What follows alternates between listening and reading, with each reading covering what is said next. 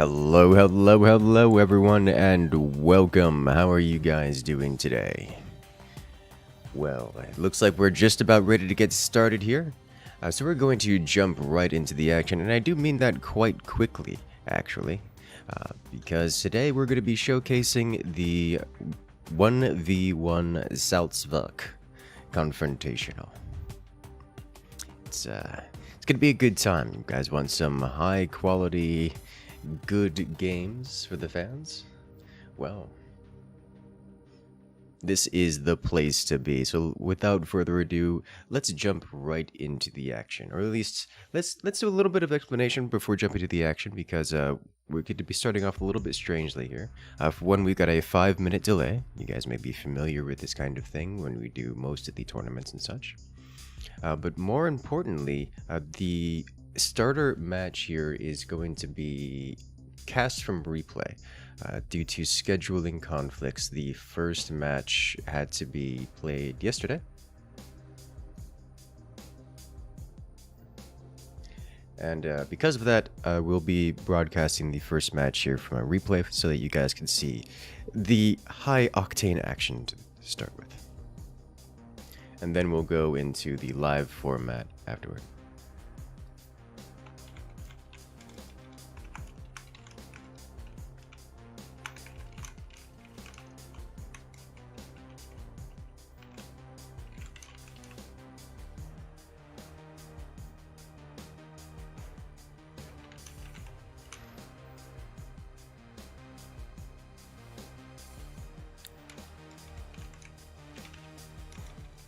Second.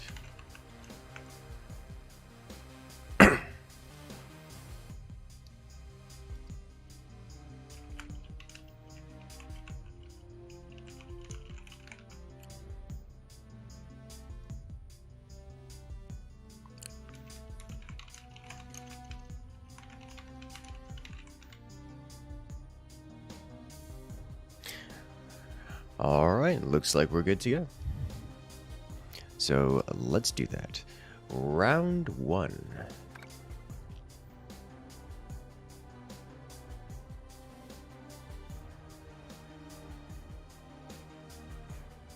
Oof. Getting desyncs already. Always a great start.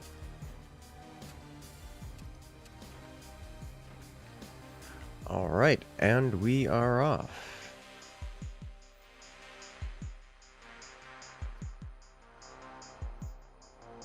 Let's not use this. There we go. All right, and we are off, ladies and gentlemen. Here we have on the left-hand side, it's Pool Boy. Pool Boy playing as the Armadillo commander. oh, jeez. I haven't seen Pool Boy play in a hot second, so this is going to be an interesting match. They're playing against their opponent. It's Armadillo. Also, as per their namesake, they're playing as Armadillo in this Commander's Mirror match. So we're going to get to see some, well, similar builds with similar play styles going head-to-head in this otherwise diverse map.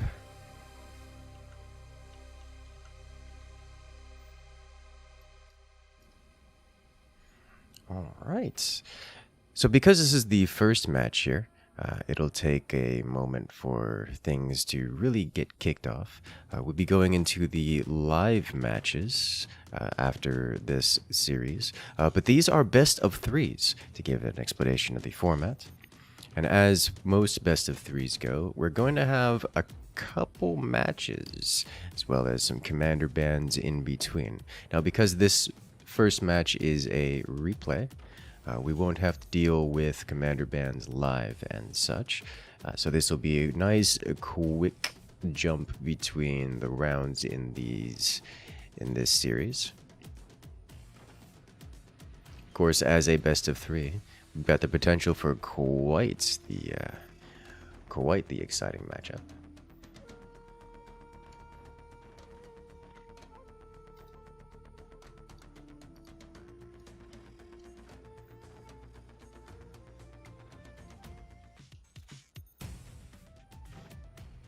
Why are you like this?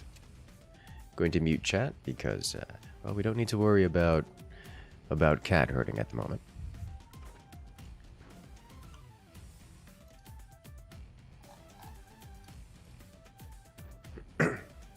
So as it starts, I'm not seeing anything exceptionally extraordinary.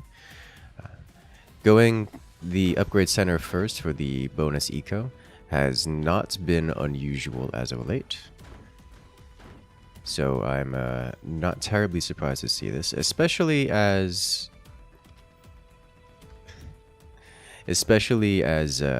Armadillo, the Armadillo commander with its extra defensive capabilities, enables players to hold the line a lot easier than usual. And as such, well, they can get away with going higher eco to begin with. But we don't... This build order is not a early game aggression build order, which is the other more common use for the... upgrade center. As you can see, we have the laser production facility. Place your pool boy here on the left-hand side. I expect to see something similar out of Armadillo here. I'm actually kind of expecting to see lasers out of Armadillo too. Which...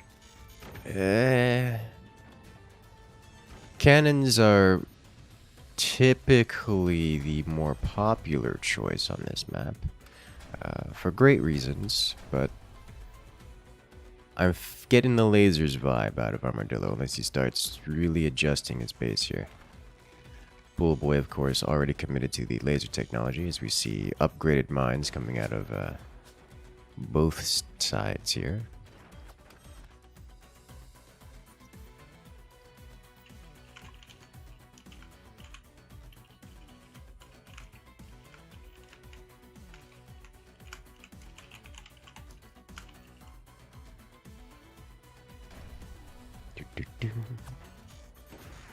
Imagine the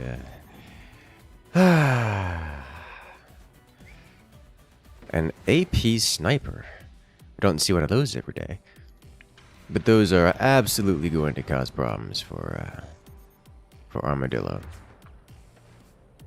as they will absolutely bully things. I love the opportunity to construct dangling turbines here. We have AP minigunners. Those you almost never see. They are a unique ability, a unique weapon available only to Armadillo. And as such, they're quite uncommon. But they are good at what they do.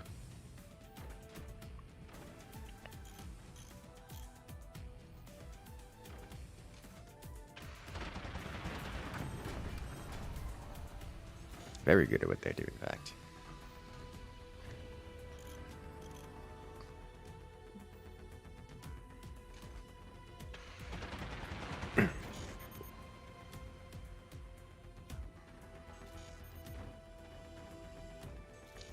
Interesting choice out of Armadillo here. I'm going with the rocket option. Rockets are notoriously good on this map. However, it is long past cannon o'clock.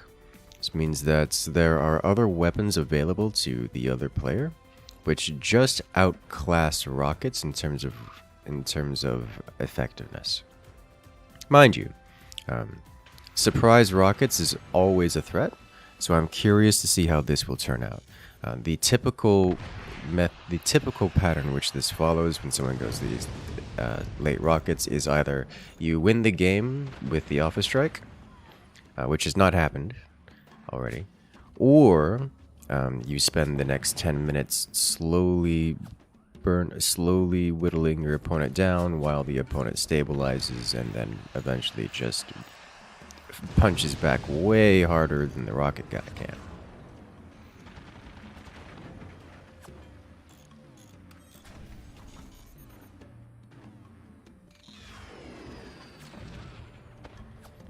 We see a single sniper coming out of Pool Boy, taking out those upgraded minigunners. Losing those AP minigunners is actually kind of painful for Armadillo because the AP minigunners are expensive. And once they're gone, he's not getting them back. He's not getting them back at all.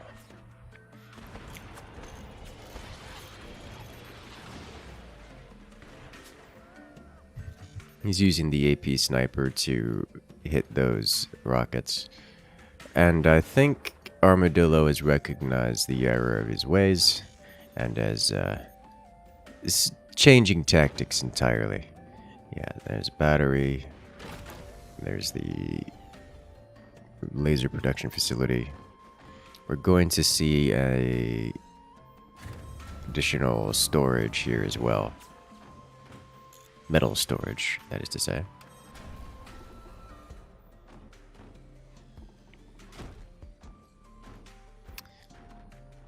Interesting note that Armadillo is getting several energy shields. This implies that he's fully aware that it's energy weapons coming out of Pool Boy, which should not be terribly surprising, but good scouting work for Armadillo here to recognize that. In terms of timing, great timing as well, as we have the fire beam coming online right now. Note that Pool Boy has invested in a swarm missile, replacing one of their mines to do so. This will be mostly utilized as a energy shield destruction mechanism.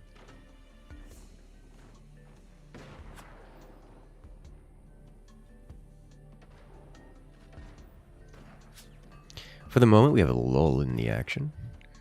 Armadillo's early aggression has been completely shut down, and he is now moved directly onto additional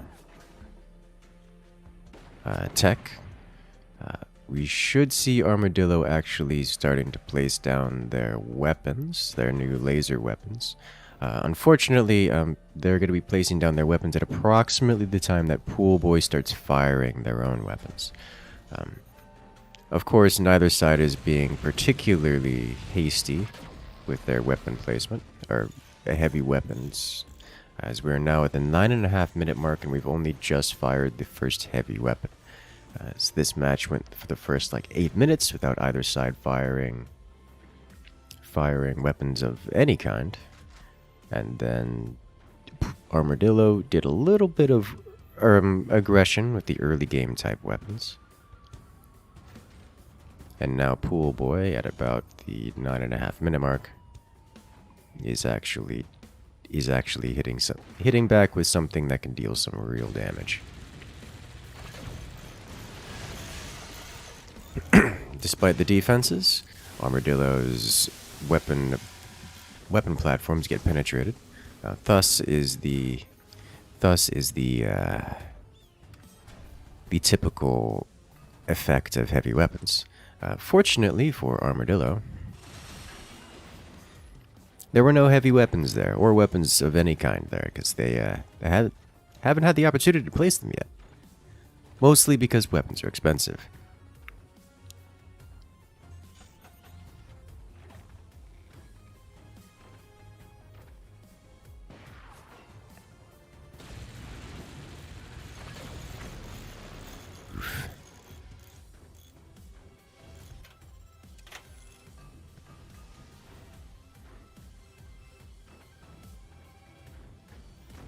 Let's see, we have some beautifully placed bracing all around. Buzzsaws coming through. Buzzsaws are actually kind of dangerous here. It's worth noting that Pool Boy is defended against buzzsaws, but with the heavy use of wooden bracing there for structure, those buzzsaws could do some massive deformation damage. Also, just using the buzzsaw directly as anti-air, taking out that nuke could have done catastrophic damage.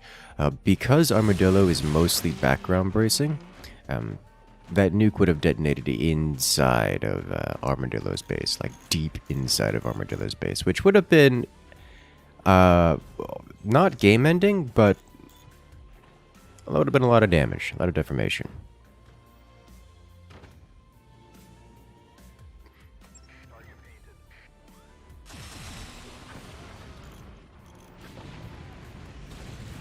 Another fire beam and nuke. Trying to aim for Armadillo's lower mines, which is generally speaking a quite good target for multiple reasons. One, disconnecting the struts down here means, well, all these load-bearing nodes suddenly don't exist anymore, causing the rest of the base to sag. We see now that the top of the base here, as well as, frankly, the entire base, is now suffering from weight distribution issues.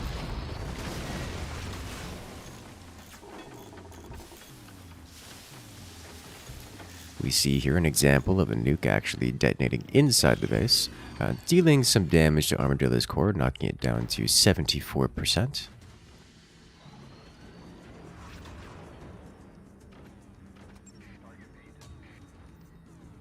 A good solid hit, but nothing critical was lost in that.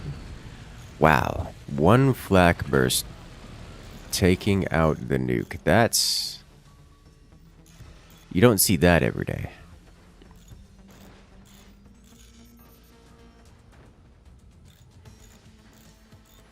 I am confident in saying that Pool Boy is vastly in the lead here.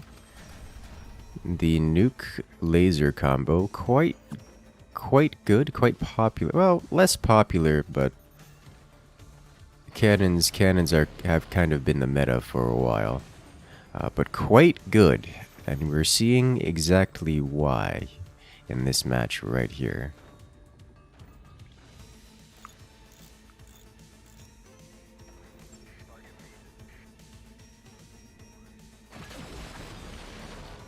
Ooh. Plasma disconnecting the nuke after the launch order has been sent. This causes the nuke to be put on cooldown, as well as taking the money. Because Pool Boy spends the money to launch the nuke, and then the loot didn't launch. It's cancelled by a laser beam.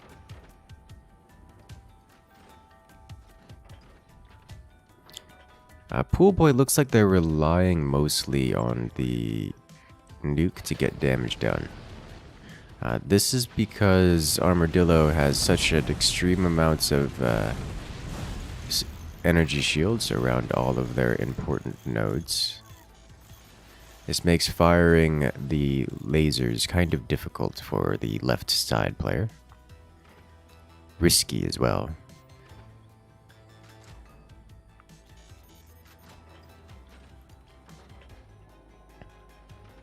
I am not at all surprised to see the transition, although I am a little bit surprised to see the specific choice of weapon. I'm not surprised to see Pool Boy going for the cannon tech. However, the howitzer specifically, I did not expect. The reason for that is the howitzer could be shot down, and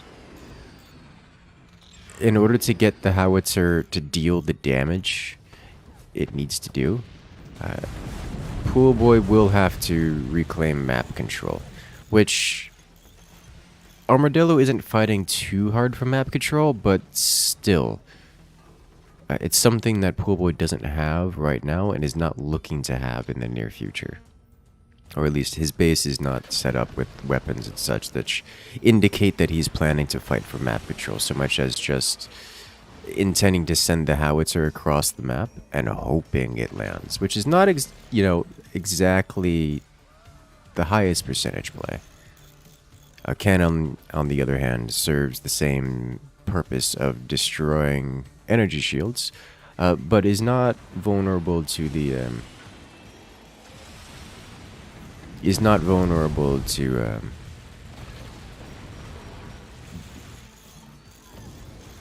not vulnerable to all the flak launchers that Armadillo currently has. Pool Boy just got door sniped. They lost a fire beam to that. Fortunately, it wasn't close enough to the core to cause secondary damage, but nevertheless, It's a nasty repairable and a very nice shot out of Armadillo. We see the fire beam being replaced now.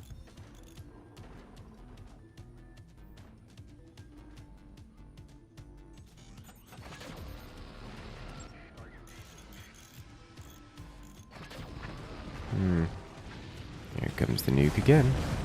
Once again, cleanly shut down.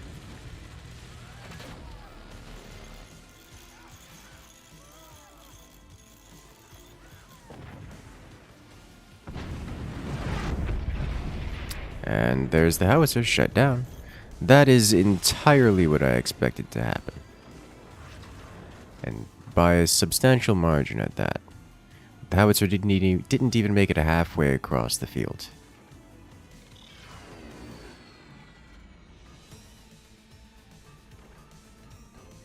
It's so much armor. Armadillo Commander's quirk is that armor is cheaper, so you could build it everywhere. Oh, gosh, the nuke got disconnected again. It's so painful to see that every single time. I will say this, Pool Boy is still in the lead in pretty much every regard. Only just, but still in the lead. It's just that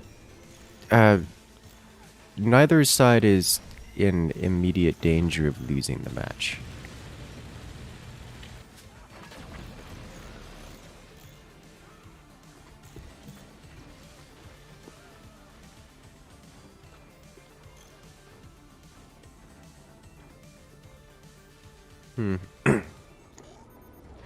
I am surprised to see Pool Boy not getting any energy shields whatsoever.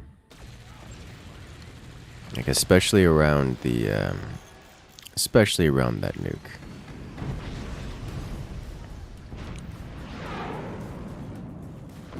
Oh, howitzer lands.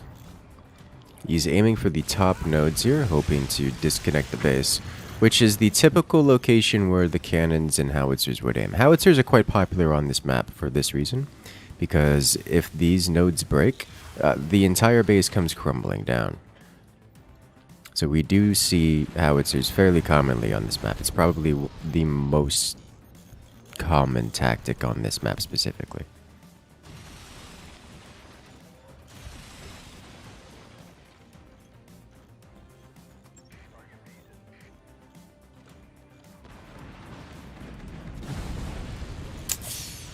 Oof, EMP'd their own doors. That's unfortunate.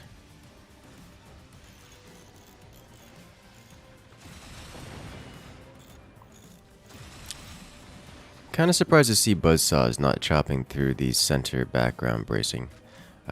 Pool Boy knows that it's all background bracing in the center of Armadillo's base there.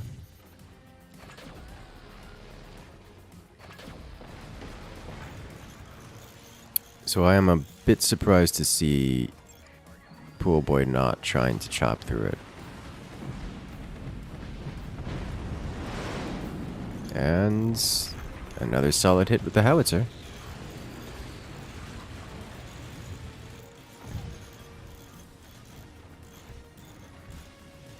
We do see Pool Boy attempting to bait Armadillo's AA using that EMP, which worked. It just didn't work well enough, as Armadillo has so much anti-air that they're killing the bait and killing the nuke, and still surviving the howitzer.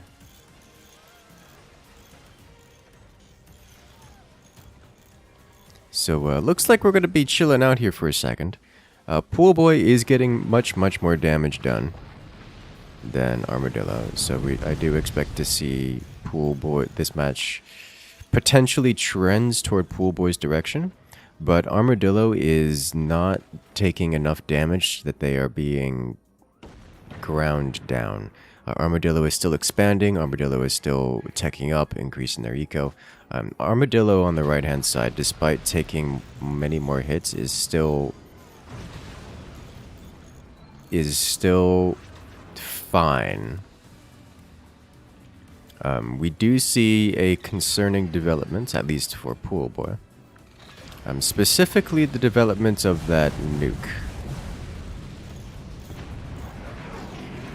Oh, that's a good hit. Okay.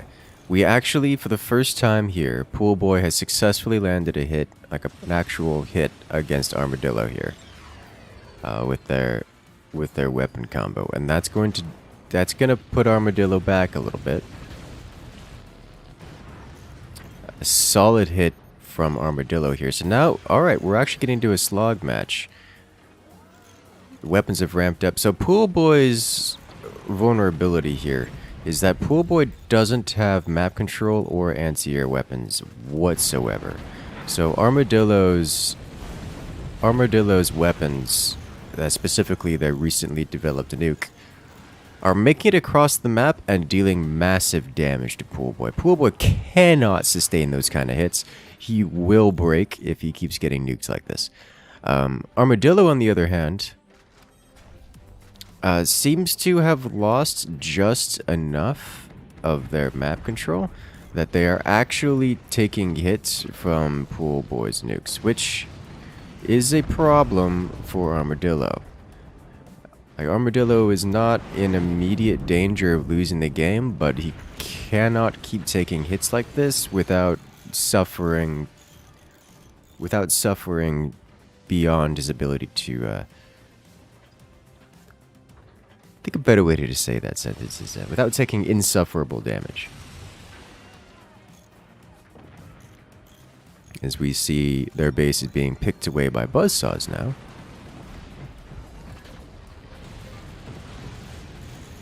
Nuke returns to whence it came.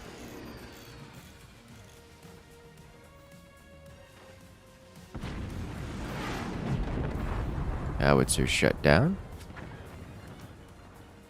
We see Pool Boy getting active with the sniper again, looking to pick out anti-air as it is discovered.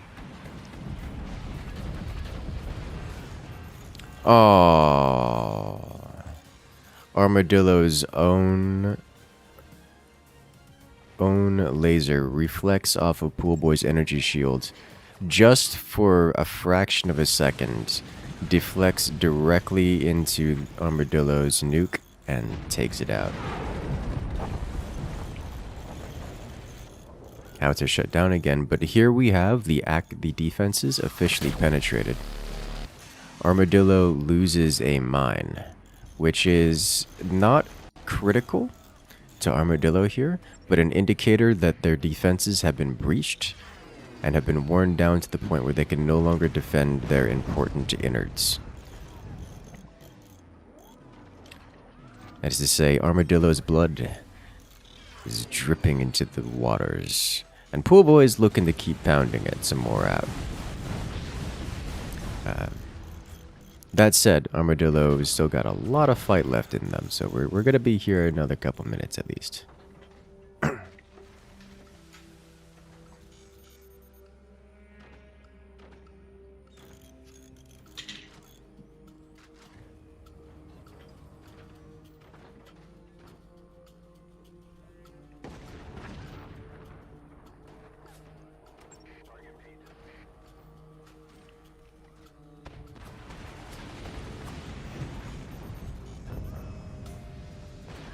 Oh, nice.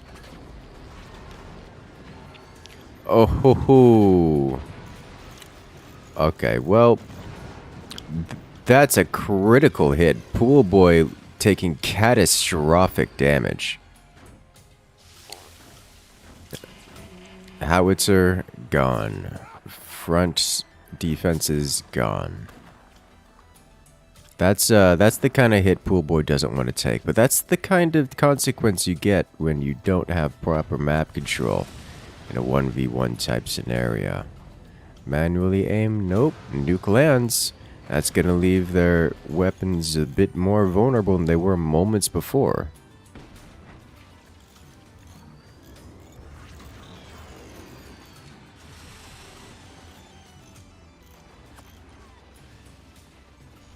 Oh boy. So while Pool Boy had a pretty substantial advantage, that is no longer the case here. Pool Boy is still fine. Their defenses were breached and they lost a howitzer, But this isn't a situation where Pool Boy is in immediate danger of losing the game or anything like that. As it stands, Pool Boy has been knocked down to approximately the same condition that Armadillo is in. So while yes, Pool Boy took massive damage in that hit, that now brings Pool Boys down to approximately Armadillo's condition, Armadillo's status in the game. So now we're fighting on approximately even terms. I would say that Armadillo is in a slightly stronger position owing to their placements and active use of, well, variant point defense. But beyond that, we're about on even terms at this point. I'm going to still say that Armadillo's in a notably stronger position, just because the relative lack of anti-air from Pool Boy leaves them vulnerable to Armadillo's nuke. Even here, the only reason that nuke didn't land is because Armadillo shot it out of the sky, which is kind of counterproductive.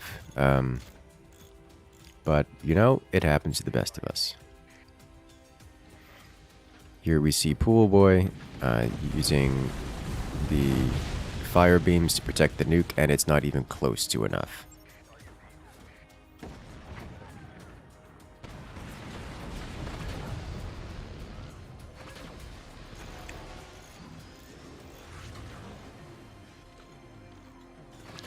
I am expecting to see a howitzer placed out of Armadillo.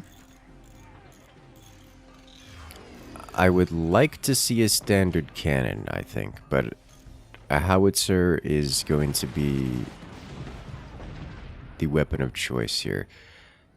A howitzer may actually be a better weapon of choice for Armadillo, just because Armadillo has substantial map control here, and Pool Boy is not competing at the same level that Armadillo is in terms of map dominance. And this is going to leave Armadillo with the opportunity to wield the howitzer with much more consistency.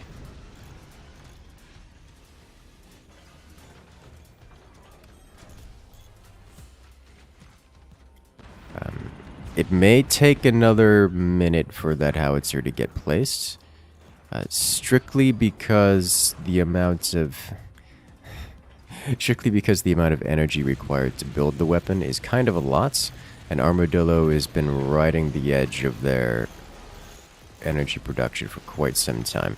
Firebeam gets sniped out again, leaving the insides on fire, but otherwise intact.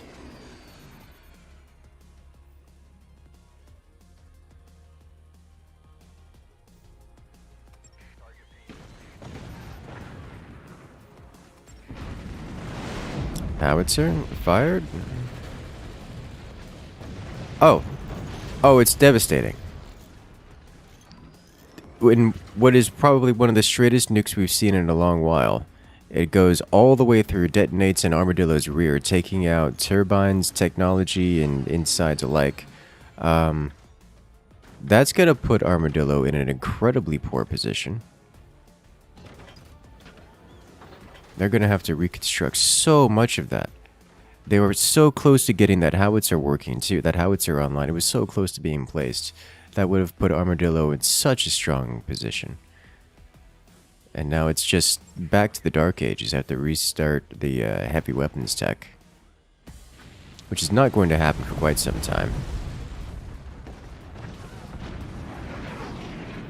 Howitzer from on high. Solid hit. Oh, it's over. And it all comes crumbling down.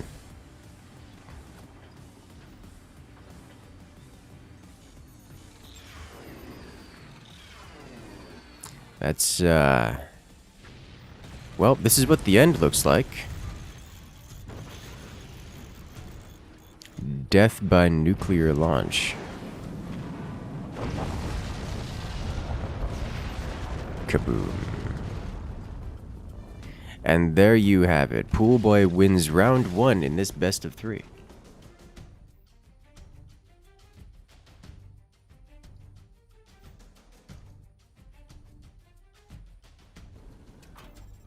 Alrighty then.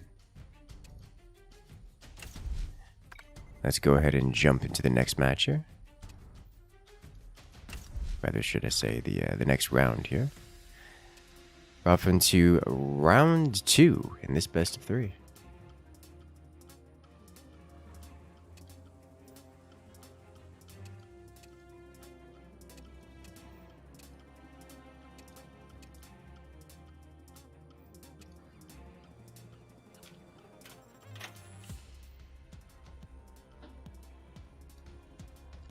Let's do this.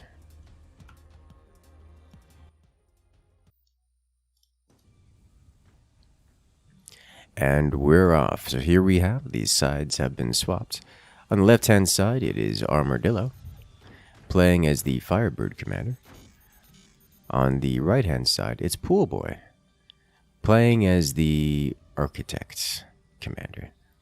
Worth noting that Poolboy is going for an early mortar, so we're going to get to see a little bit of opening harassment. This is not a attempt to end the game or even attack their opponent. This is the I'm going to be annoying and snipe your turbine kind of mortar.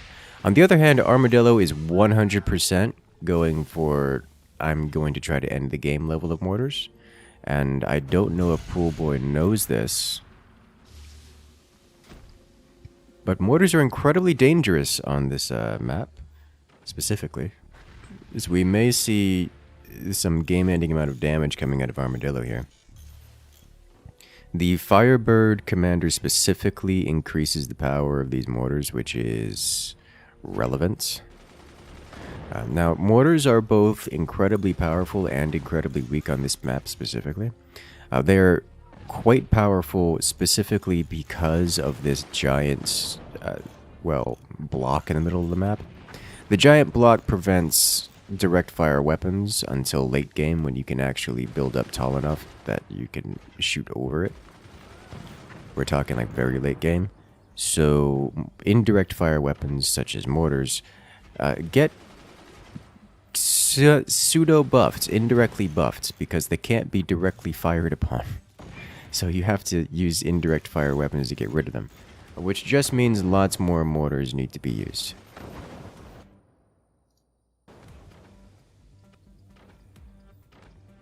Which is, it turns it into some mortar on mortar action. Now, the reason why this makes mortars weak is because when you know mortars are coming, they're very easy to defend against.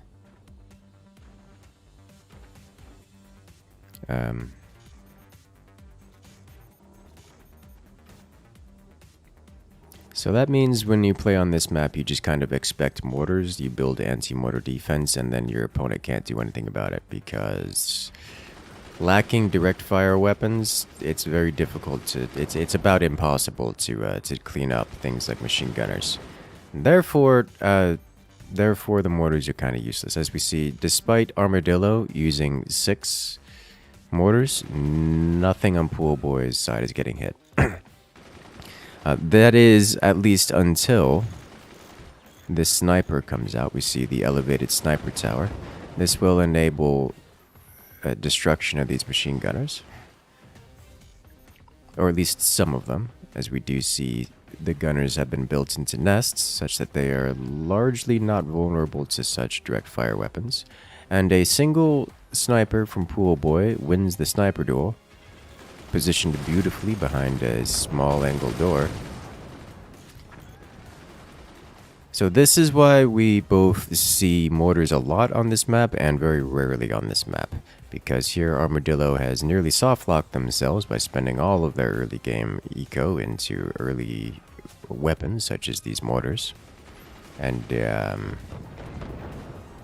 has done almost nothing aside from make Poolboys spend their money on building machine gunners. So what we're going to see next is Poolboy teching up to cannons. The question is only whether or not they go howitzer or standard cannon first. Howitzer first is the typical build order for this map, but given the circumstances, it'll probably be... given the circumstances, it will be much, much easier to get a standard cannon onto the field. And a standard cannon will be more than sufficient to get the job done, all things considered. Namely because Armadillo has spent their money on offense and does not have a resilient base which is capable of sustaining damage from a standard cannon, much less howitzer, really.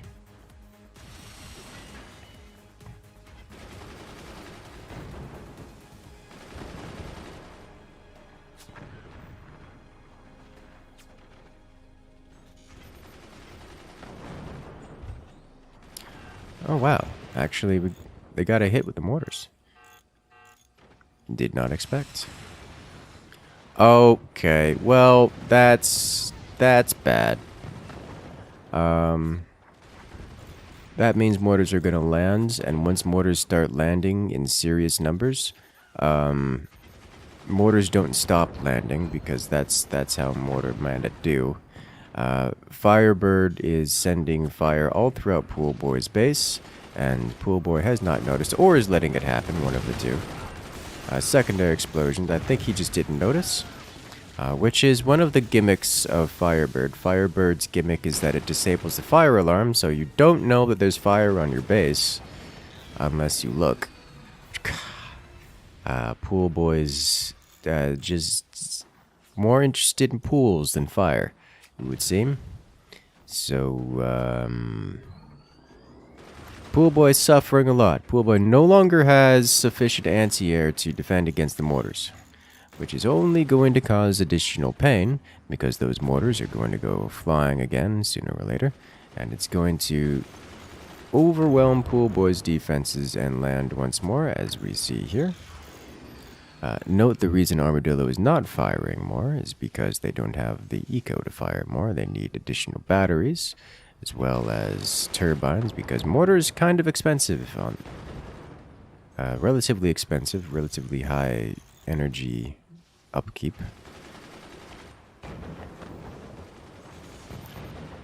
As Pool Boy's machine gunners are being reconstructed, and in doing so,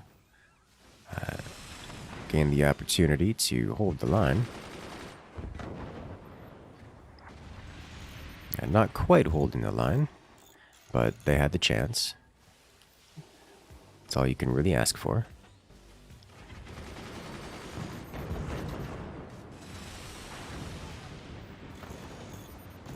The buzzsaw is devastating, and Pool Boy cannot sustain hits like this. A single mortar into the top of Pool Boy's core right there will end the game. So we're very close to potential game end here. Oh, how did that miss? Oh, that was so close. Okay. The machine gunners dropping down from above clean out most of Pool Boy's gunners. And with that, these mortars are almost guaranteed to get through. As we see them chunking the base once again. Oh, it's so close. Pool Boy's... Oh, that's it. He got touched. Yeah, burns the ground. Well, there you have it. Armadillo with early game aggression and a heap load of mortars. It's not even that many. It's just 6 mortars. And he's gone. Okay. Well, that is round 2 in this best of 3. There we have it. So now we're going on to round 3, and in round 3 we'll get to see all kinds of goodness going around here. Because it's the final match in this best of 3. And, well, true to final matches, it's all or nothing. And I'm curious to see how it's going to turn out.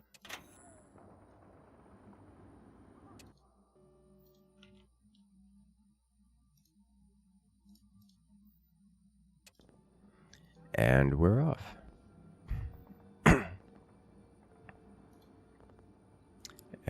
Directly into a desync.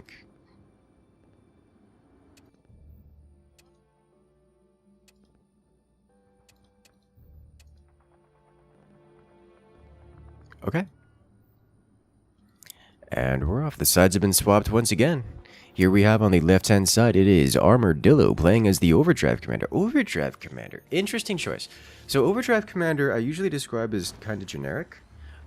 Their gimmick is they get bonus upgrade speed. So when it comes to upgrading things, Overdrive is the premium commander. Now, because Overdrive does nothing else, you typically don't see them because they really don't fit very well with almost any other strategy. Because it's just upgrades. That's all they do. Their active commander ability gives them bonus economic production. It's so you just get more money to do whatever strategy you wanted to do, and thus you really don't get much in the way of they don't really get much in the way of strategy synergies. However, this does mean that strategies involving upgrades are kind of good with them. We've seen overdrive-based swarm missile rushes, or nuke rushes, I suppose is a better way to put it. We've seen overdrive-based rocket rushes, although those are less popular. This to me reeks of minigun spam with an AP sniper, and I don't see that working out particularly well because miniguns are not game-ending weapons, and Pool Boy definitely knows about it. Pool Boy is playing as the Pinch Fist Commander. Pinch Fist Commander, you know it, you love it. It's the commander that sells off your entire base in an interest of getting heavy weapons tech out faster. Pool Boy, speeding along the tech tree, is finishing up their heavy weapons tech right now, despite it being this early in the match. So we'll get to see a cannon placed here momentarily, or would see a cannon placed here momentarily, if they weren't getting gunned down by several minigunners. So that's relevant. A sniper at a Pool Boy counter-sniping and taking out one minigunner this time. Does he get another one? Not quite. AP sniper defending Armadillo's minigunners here. The question now is, what does Armadillo transition into? The minigunners, good as they are, aren't game-ending weapons, and they can suppress and delay Pool Boy here, but as you can see, Pool Boy is just kind of carrying on with their build order. Mind you, at an incredibly reduced rate. It's just not enough to end the game. It's just enough to delay Pool Boy. Unless something changes, Armadillo's going to need a change of tactics here.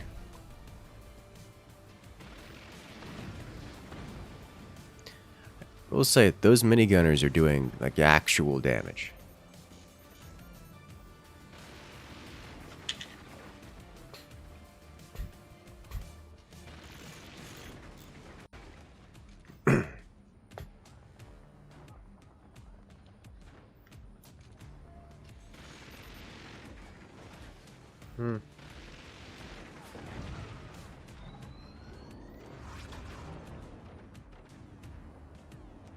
Kind of surprised to see Pool Boy not investing into a bit more slanted armor here. Pool Boy taking a pretty hot risk with placing the cannon over here. This is not defended from minigunners, so if this gets shot at, it's going down.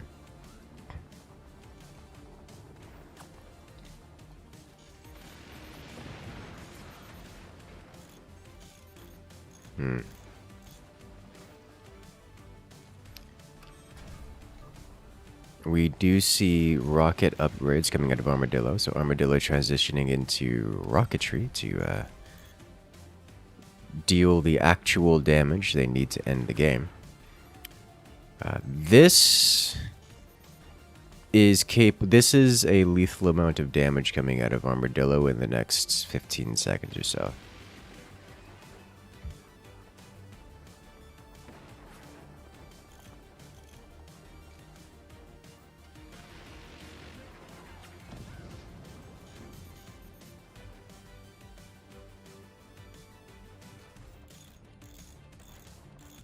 The problem that Armadillo is going to face is that it's cannon o'clock, and Pool Boy is about to come knocking. And there we see it. Armadillo is very vulnerable to this cannon. 20 mil. As we see immediately, Armadillo has to transition out of the machine gun, the minigunners here. If those minigunners stay in their current position, Pool Boy wins in the next volley. So he has to swap that out. It's past time when he can deal with this. Armadillo needs to get those rockets firing, and he needs to get them firing immediately, which will present a problem for Armadillo, as Pool Boy does have a sniper and a 20 mil, which can deal with those rockets relatively consistently.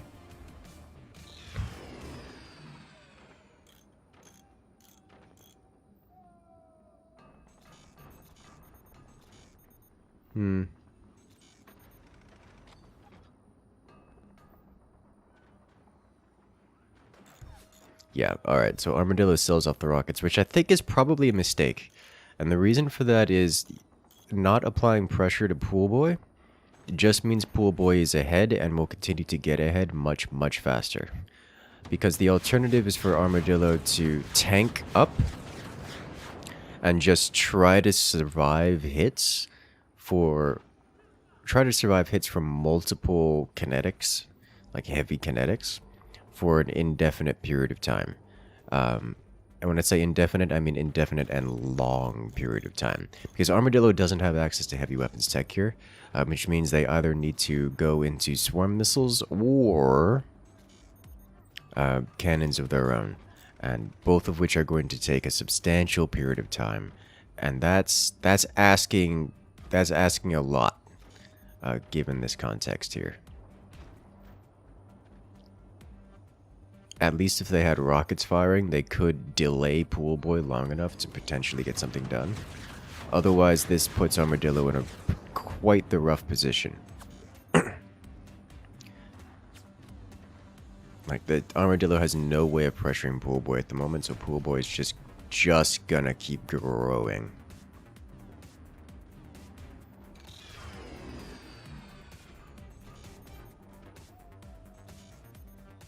And the question is, what weapons does Pool Boy go for here?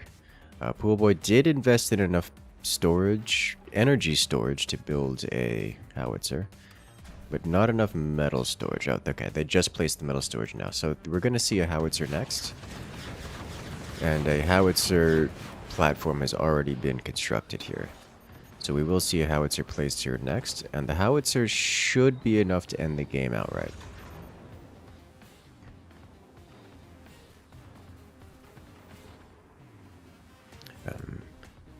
You guys know me and how I feel about 20 mils, but in this instance, 20 mil was a perfectly reasonable choice.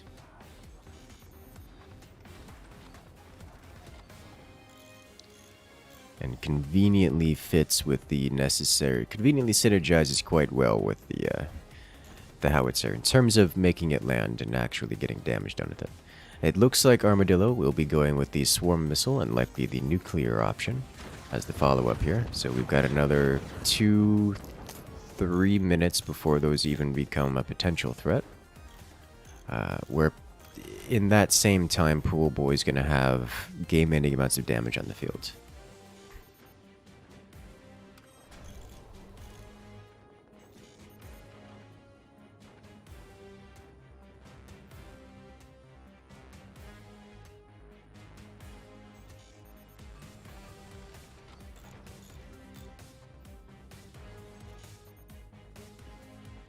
So, looking forward to this.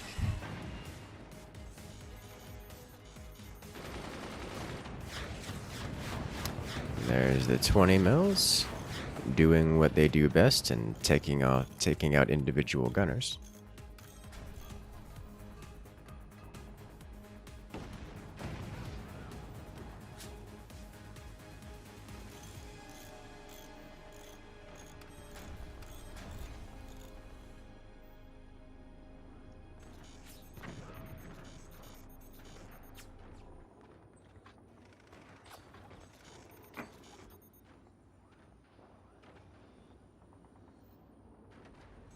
All right.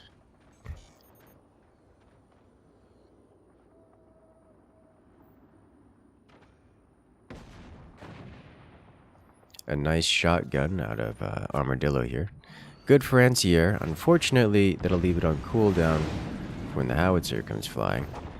Solid damage. Of course, 20 mils not good at following up. If there was a standard cannon follow-up, Armadillo would be in great danger right now. Definitely would have got some core damage done, but they don't have a standard cannon. And the reason they don't have a standard cannon, I presume, is because, well, Pool Boy was kind of backed into a corner and needed some kind of heavier kinetic in order to even the odds in the early game.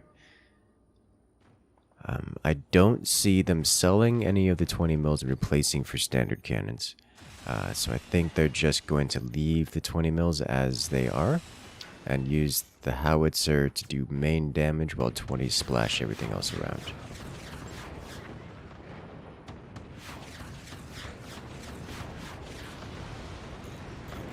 Here comes the nuclear option out of Armadillo. A beautiful hit onto Pool Boy. Now, Pool Boy does have a much more stable base, a little bit more map control, so I think Pool Boy was unprepared for the nuke, but is capable of getting enough anti-air onto the field to shut it down. Like once Pool Boy properly reacts to the nuke, then I think Armadillo is in great trouble here. But as it stands, that nuke landed and did a great deal of damage. Also, Armadillo, unsurprisingly, not defended against buzzsaws.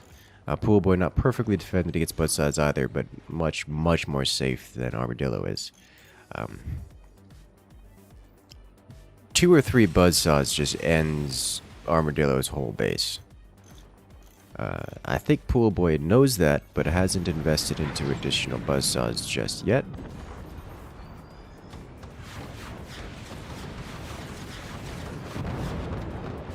The nuke once again makes it. That's a chunk of damage.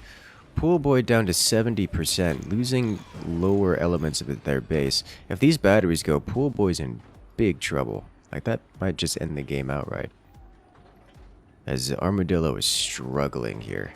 This is surprisingly close for what it is.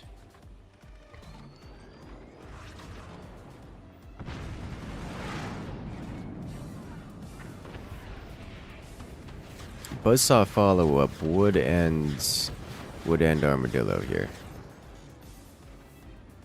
Alas, no buzzsaws available at a Pool Boy.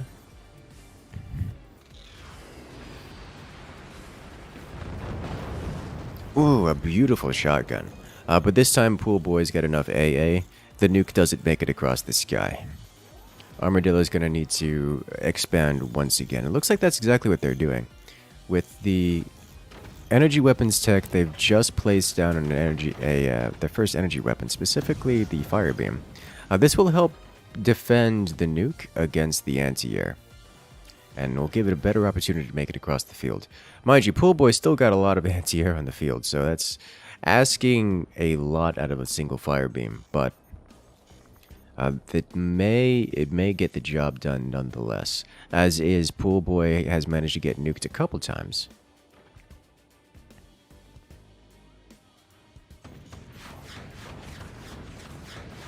It looks like Armadillo's looking to make that a couple more times. Armadillo investing into a lot of anti-air of their own. The 20 mils are not enough to clear it all out. The howitzer goes down. And without the howitzer making it across the field, Pool Boy loses a lot of their damage output. The 20 mils, as much as they technically deal more damage than the standard cannon, it spreads that damage out enough that it can be mitigated. Or more accurately, it spreads it out enough that it doesn't deal critical or massive damage to any expensive insides, and therefore the total repair bill off of a 20mm tends to be less than a standard cannon,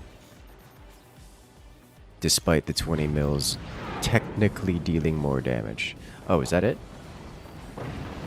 Yeah, that's a beautiful shot. Okay, howitzer makes it across. That's all it takes. And Armadillo goes down. Pool Boy's victorious off the back of a cannon. It's beautiful. You'll love to see it. All right, ladies and gentlemen. There we have it. Pool Boy wins round 1 of this, wins their first match. Excellent. So next up, we're going to be going into the live matches. The live matches, however, will take a moment in order to get set up.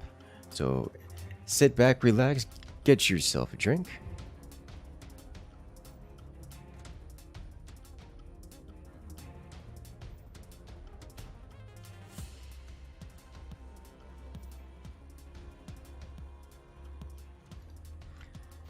As we get the cat herding going for the next part of this tournament.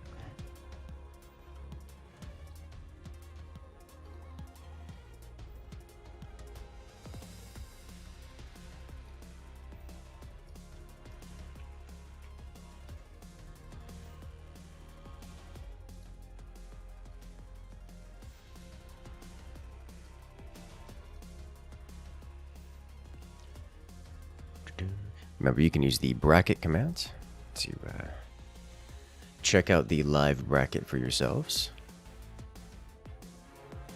at any point in time. Say this will be a good moment to catch up on chat. Not that I'll be doing much in the way of chat interaction this stream. Because we're doing a tournament, we have a delay. It's a 5-minute delay. You can see the delay listed in the title.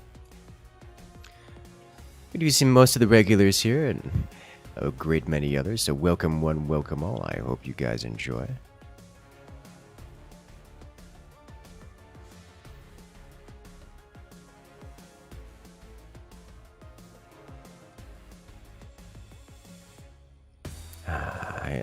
I do like streaming at this time. Gives everyone the opportunity to come and join.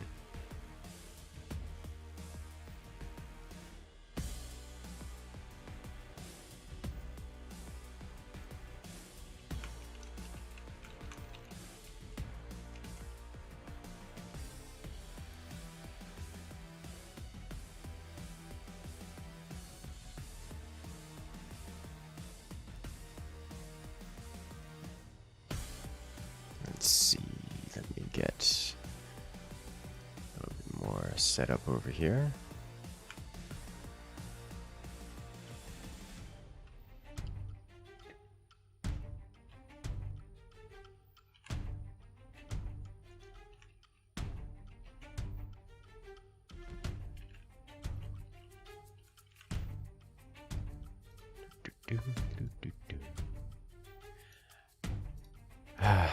I love these tournaments. They're so very satisfying.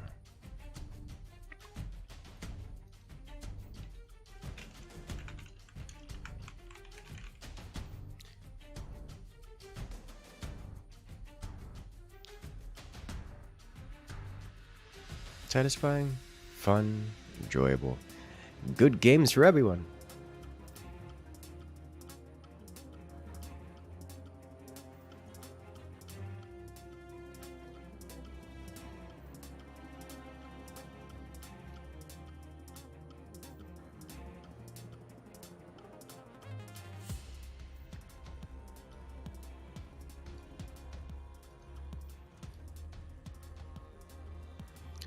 Let's see. So with Pool Boy moving on, they'll get to face off against their opponents in the next round. The next match will be Geiger versus Benzi. The Benzi prize for la Gleiche. Gleiche?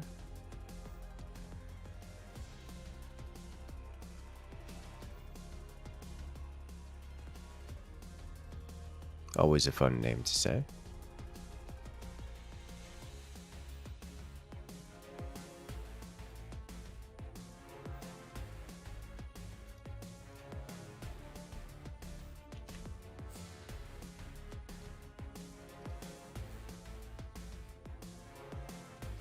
I'm not actually sure who I expect to come out on top. I think I think I'd actually give credit to Bensi for this one, or at least favored to win.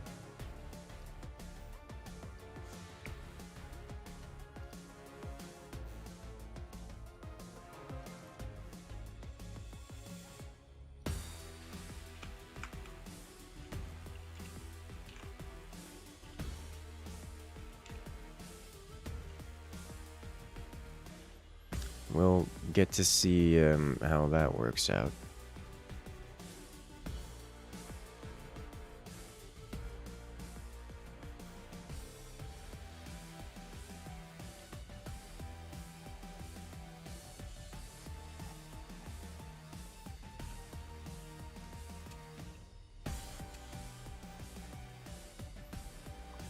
Lobby is open.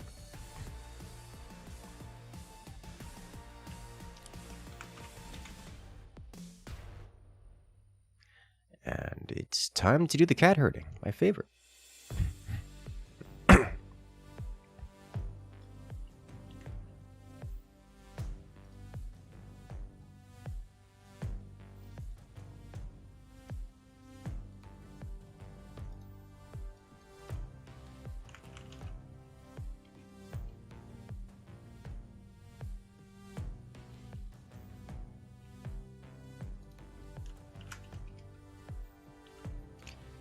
Let's see.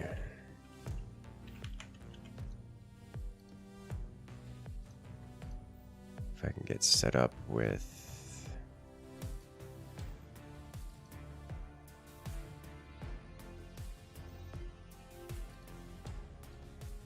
There we go.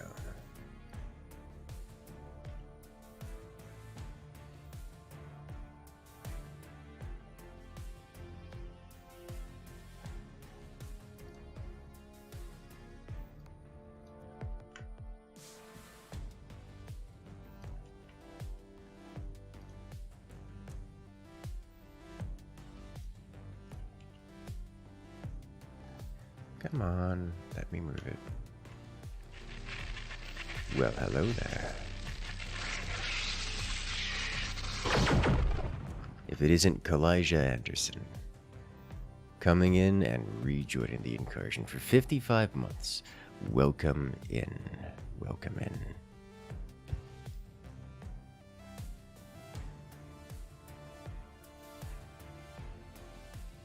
How you doing today? Congratulations, friend. You've regained access to all the beautiful emotes here in the channel, as well as the special access role in Discord. Welcome back to the party.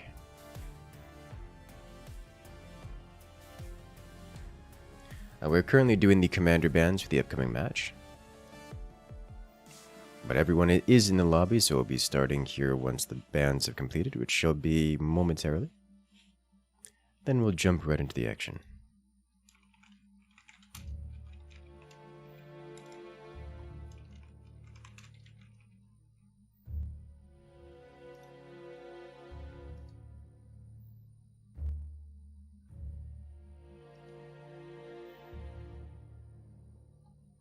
Tea time? Yes, yes, yes, it is tea time.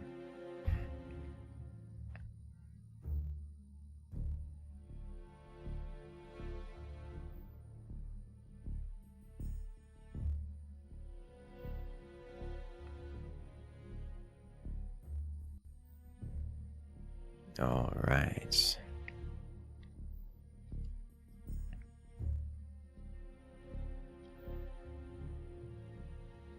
I need to update this background video. I want to add the fancy graphics shader onto it to make it all pretty and stuff, or at least shiny, one of the two.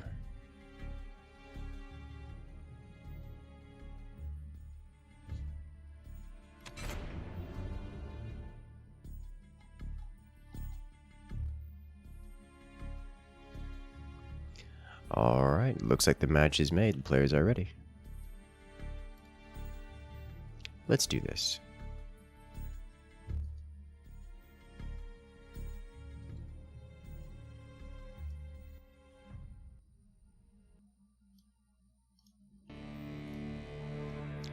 And we're off. We have a countdown timer for this. We have a mod enabled which allows the players to start, to pause. It pauses the match at the beginning, which allows a bit more consistent start. And now we're off. As here we have on the left-hand side, it's Geiger, playing as the Warthog Commander. Warthog Commander known for its massive and thick cannons. You want heavy weapons, well, Warthog makes them as heavy as they get. And, well, we're gonna get to see them going up to that heavy weapon set. Probably cannons. Howitzers are pretty popular on this map. That smack down their opponent. Their opponent on the other side, it's Benzene.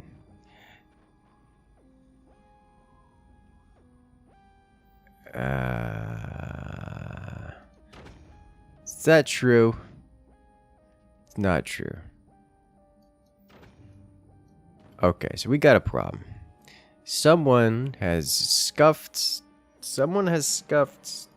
the, let me see.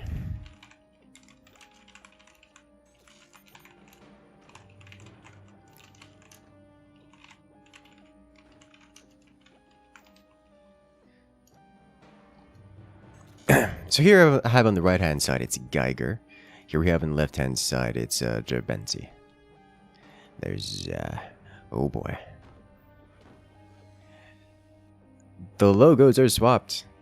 Oh well, we'll have to leave it. Unless I want to override. I don't want to override, but we'll see how it goes. Alright then.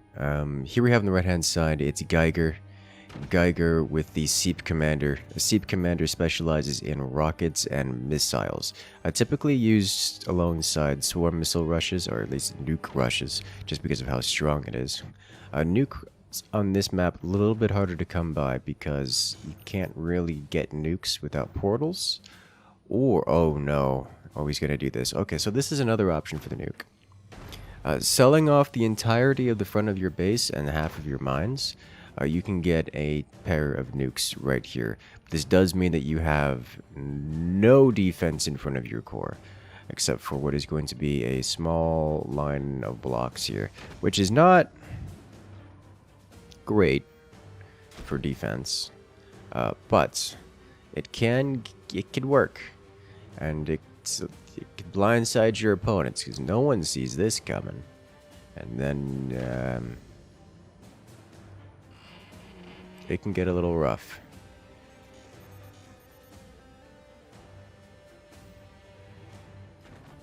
Alright then, so how does Benzi handle this one is the question.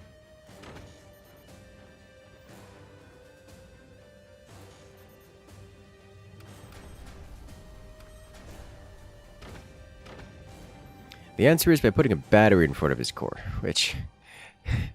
Come on. You could find a better place for it. Like, it doesn't take much.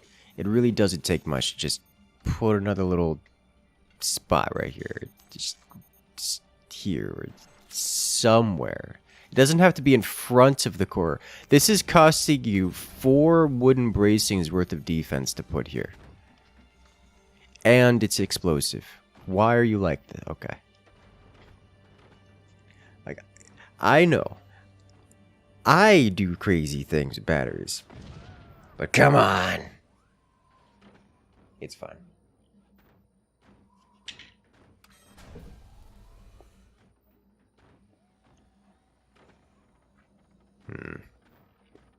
Spoiler alert. It's probably not going to be fine.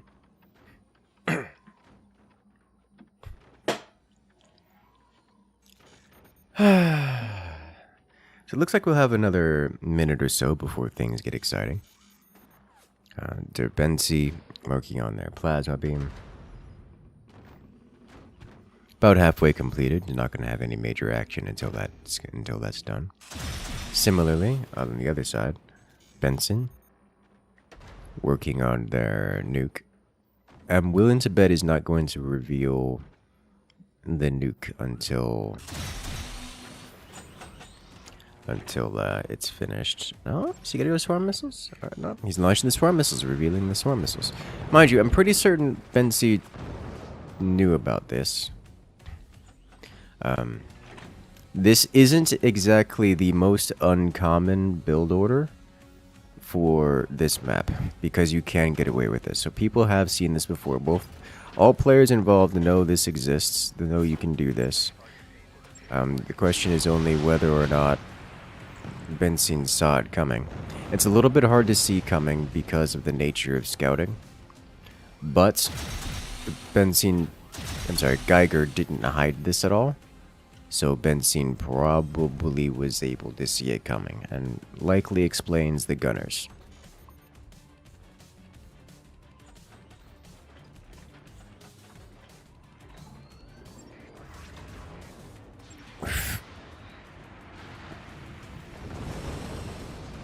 Buzzsaw doesn't quite make it to the plasma beam.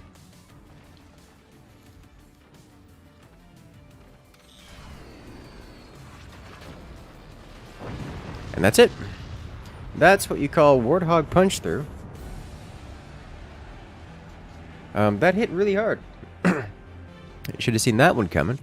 So Warthog, when it does Warthog things, it goes clean through most defenses, just because of, well, how much more damage it does. And of course, given that Geiger over there didn't have much in the way of defenses, as we see, we get one block of wood and not much in front of the core. It just kind of goes clean on through.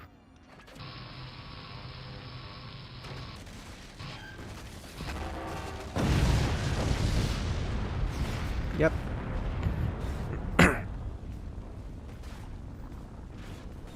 And there you have it.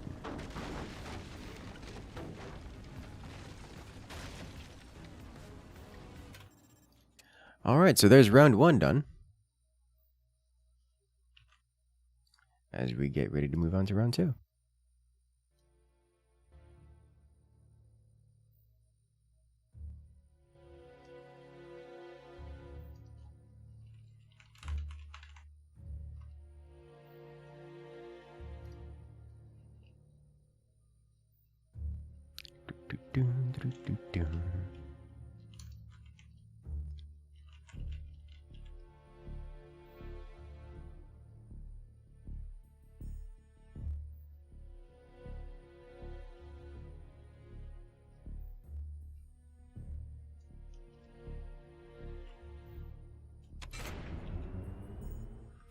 Let's go.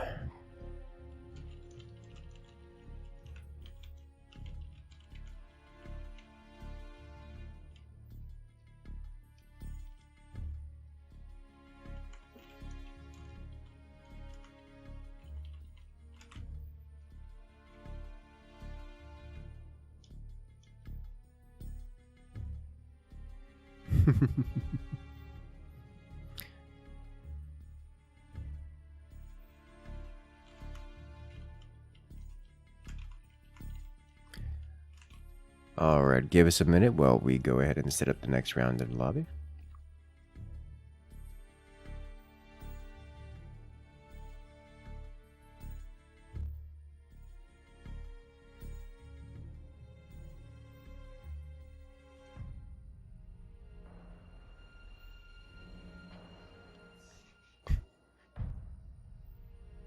And we do the commander bans now. Looks like Spook is being banned.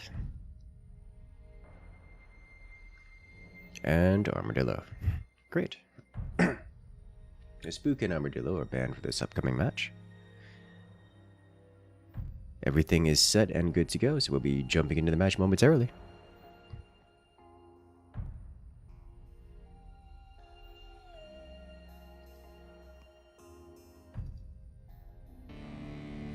And we're off.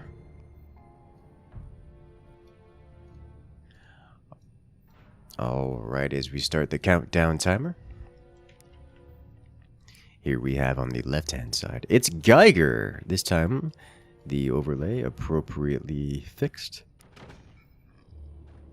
We'll be playing on Crevasse. Rather interesting map. Has a bit of a weird fort design. One of the map-making competition, high-ranked map-making competition maps. Definitely a weird starter fort design, but surprisingly stable. You get this kind of 3-point connection up here, here, and eventually here. Losing this node is, of course, devastating.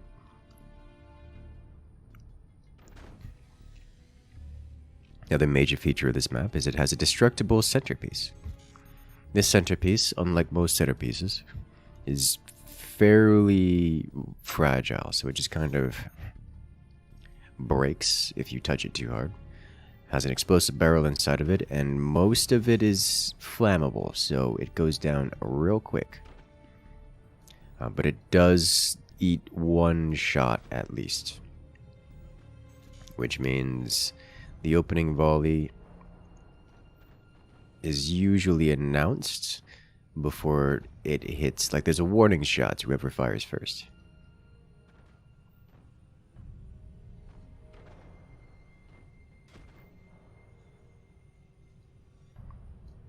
Looks like Geiger focusing heavy on eco. Going up to 5 mines. Looking away to expand. Benzine, on the other hand, focusing more on tech. Getting their 5th mine a little bit later than Geiger.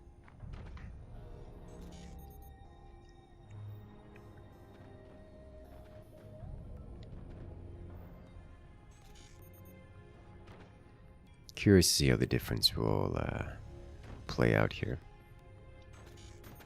Looks like Benzine on the right side going for howitzer. What is Geiger going for? What is your plan, sir? Standard cannon?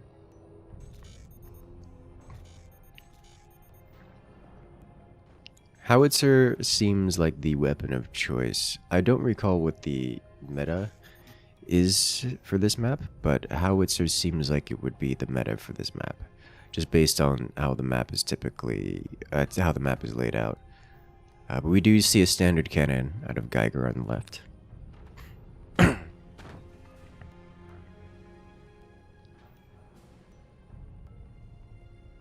And a howitzer out of Benzine on the right.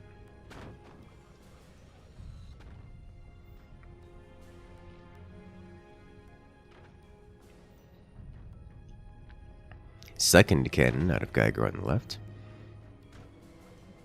2 cannons is where the standard cannon tends to get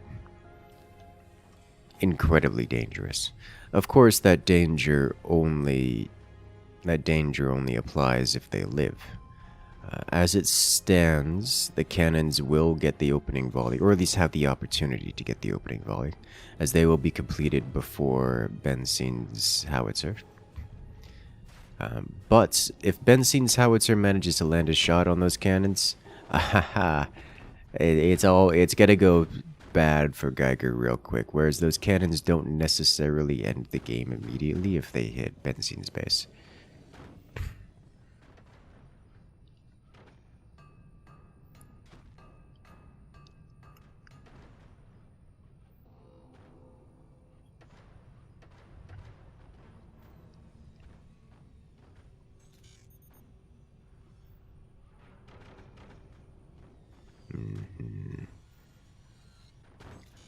It's looking like Geiger's probably not gonna be immediately firing their cannons.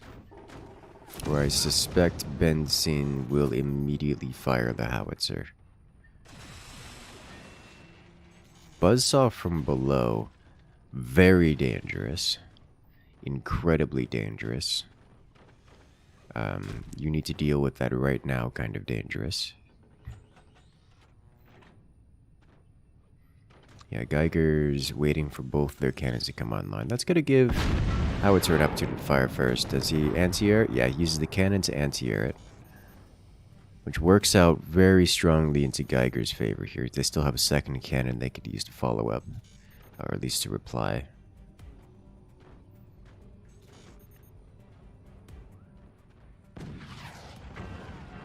Solid hit, straight to Benzine's core. A little bit of splash damage, but the core is in no real danger here. That buzzsaw causing a bit of a collapse. Sniper anti-air. Oh, did you see that shot ricochet underneath the sniper? And again. Do you have any idea how rare that is? Let alone to see it twice. I don't remember the last time. I don't remember when the last time was that we saw a sniper shell ricochet underneath another sniper. It has been that long. And to see it twice at once? Okay.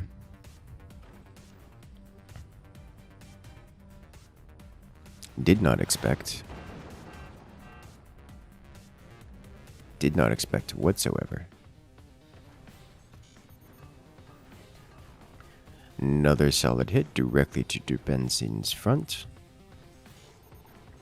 Geiger, I'm pretty certain, is explicitly saving that top cannon for anti-air purposes against that howitzer.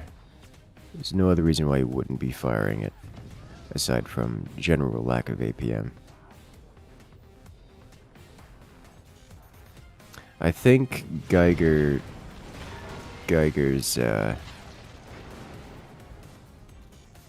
front end has deformed to the point where it can no longer properly aim at the Benzine's base. Because he made the tiny doors way too tiny, I think. What's going on here? Still very vulnerable to the howitzer. This man's gonna just drop 2 more buzzsaws here and ruin Benzine's day. Yeah, that second cannon aiming too low, it's having some firing arc issues.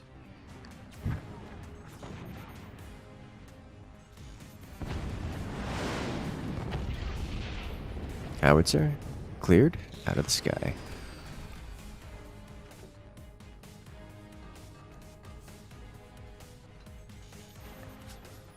Oh boy. Alright, there's the fixing of the doors. That's gonna fix the firing arc issues, at least for the lower cannon. The upper cannon's still a little bit of firing arc issue, but we'll get around to that eventually.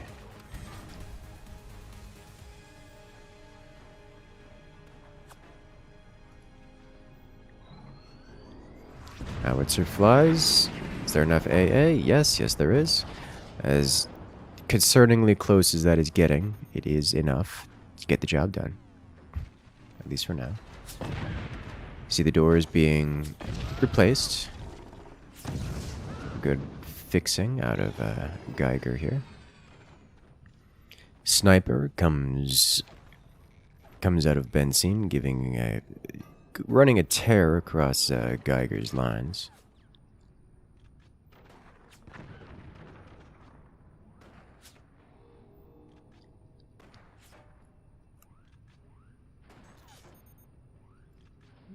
Okay, so here's the question. How does Geiger expand from here? Geiger is going to want a third cannon if they're going to carry on here. Benzine has gone up to 5 upgraded mines, which will mean this match will inevitably trend toward Benzine's direction, unless Geiger does something to counteract that. It looks like Geiger's solution is howitzer of their own. Benzine does not seem prepared for this. If that remains the case until Geiger can land the howitzer, then this match could end very quickly. Or at least trend toward Geiger hard enough that Benzine may not be able to prevent it from inevitably... It may not be able to prevent his inevitable destruction.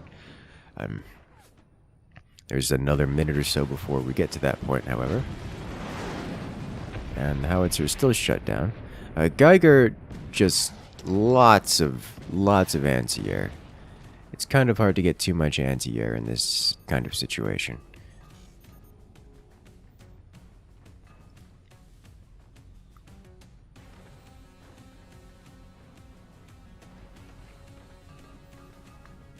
You see an upgrade center dropping for Geiger here.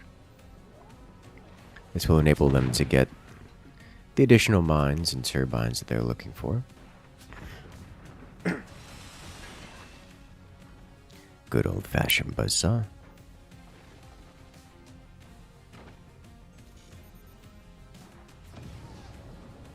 Benzine's first standard cannon coming online right now.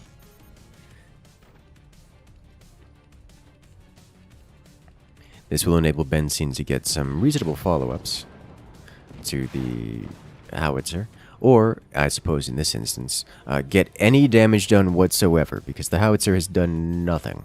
Geiger's anti-air is a little strong right now.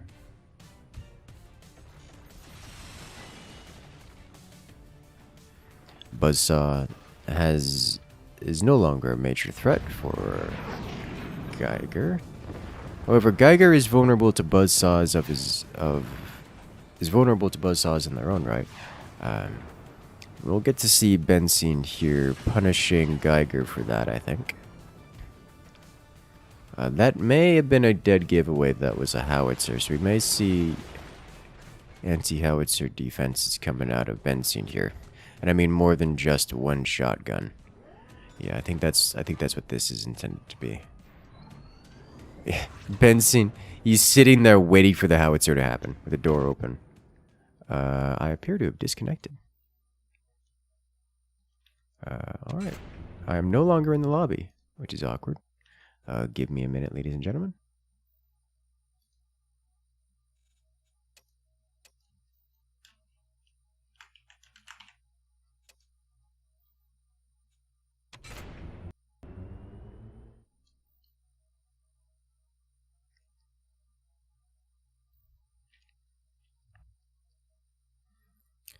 As we load back into the match. Hopefully this doesn't cause issues for the competitors. Generally speaking, you can rejoin without concern. But sometimes, sometimes it does cause some lag spikes, depending on the hosts.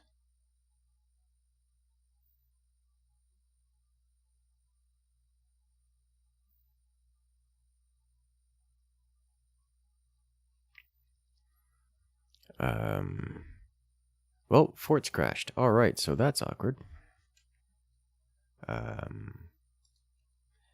We're going to have to rejoin here. If you give me a minute.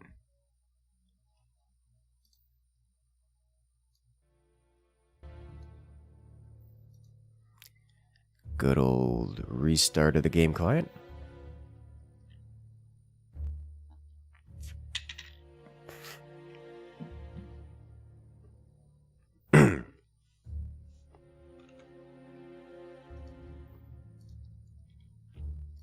Technical difficulties, as it would not be a Forts tournament if we didn't have at least a few. Alright guys, well now is a good time as any to let you guys know that I'm not the only one streaming this. This may come as a surprise to those who haven't been here before, but Salzwerk is also streaming this, currently live on Twitch. You can check out Salzwerk's channel to see these very same matches, but cast in the German tongue. If you guys want to see your shoutcasting and hear it in the native German language.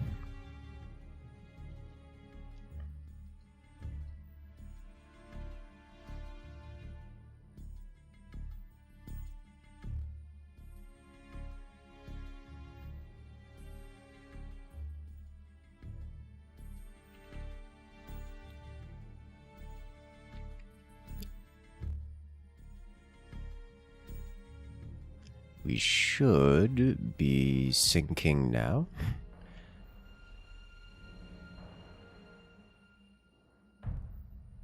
Oh boy.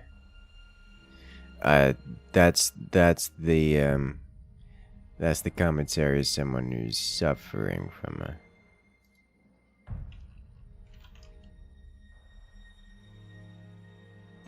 There we go.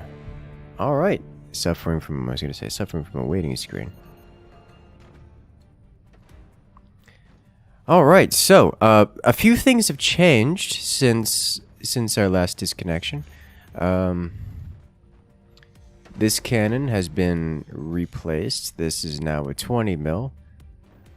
We have another cannon constructed here and another cannon constructed over here. This has been buzzsawed off the bottom, and these are still intact. These have been upgraded. The howitzer does not make it across. This guy got taken out, and a door in front of it, but he's been replaced with a new flak. This has been upgraded to a shotgun. I believe that just completed. His cannons are flying once again. Triple cannon all toward that howitzer. You know, Geiger does not like this howitzer. I don't blame him. Benzine also wants that howitzer, but wants it alive. You know, not dead. I'm willing to bet that this cannon didn't do much out of Benzine here, because it doesn't have much of an angle unless it's fired explicitly at this section up here. I think the shotgun didn't take out that cannon round.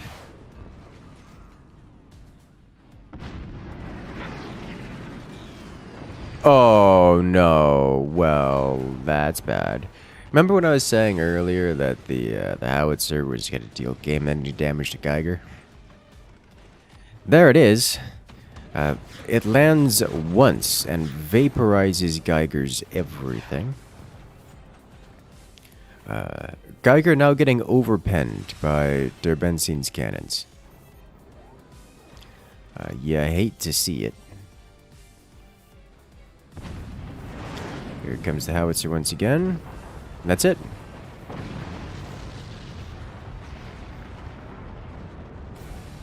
There you have it. Der Benzine wins round 2 in this best of 3. And I believe... actually, takes them all the way to the end.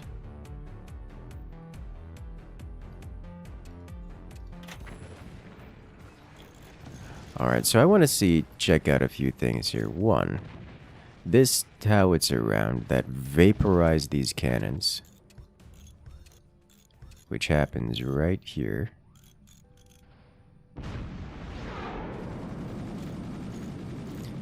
It just keeps on sliding in. It doesn't quite... yeah. Oh. The angle on that, it's beautiful. And then they do it again.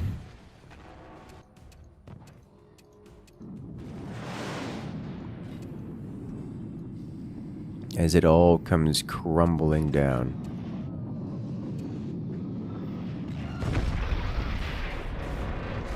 Detonating on the inside and bringing everything into a free fall. Oh, the destruction is so satisfying.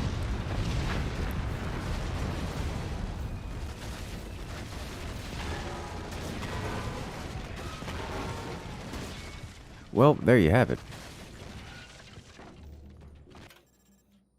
Very, very well played.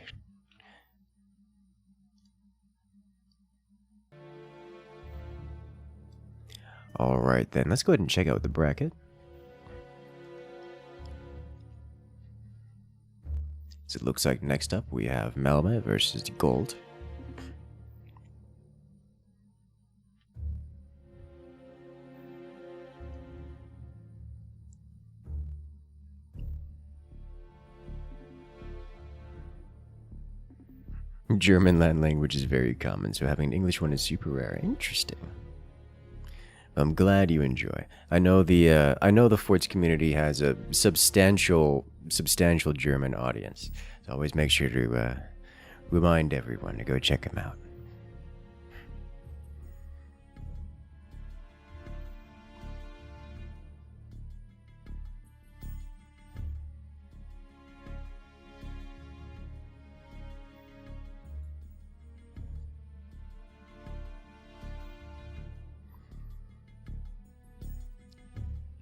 Alright, getting the players in, and then we'll get the map and commander bands going.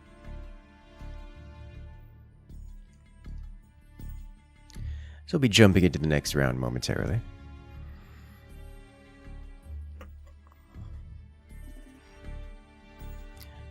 Welcome, Melme.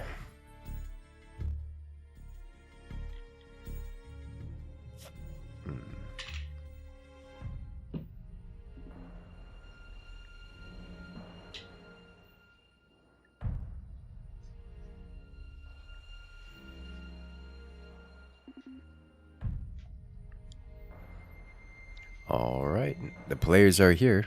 It is commander band time.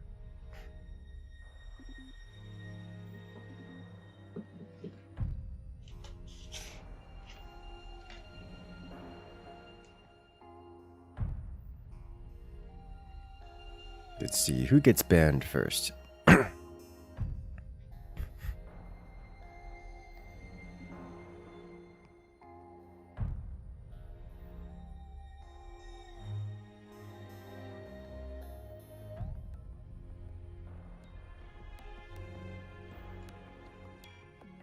Pinchfist banned.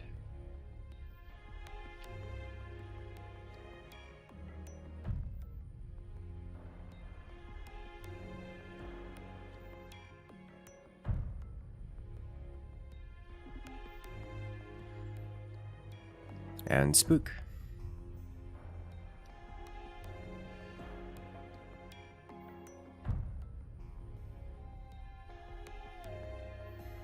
Let's go. Alright then, in that case, this match is made. Just need the players to ready up, and then we will we'll be jumping into the first round of this best of 3.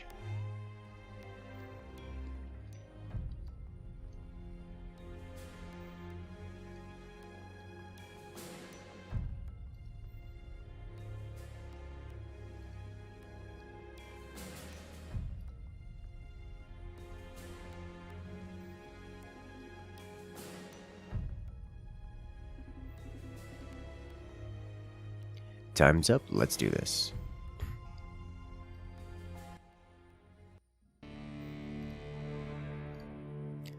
Alright, and we're off. Here we have on ledge grab. On the left hand side, it is Gold. Playing as the Phantom Commander, we might see some cheese here. They're already playing against their opponents on the right hand side. It's Malme.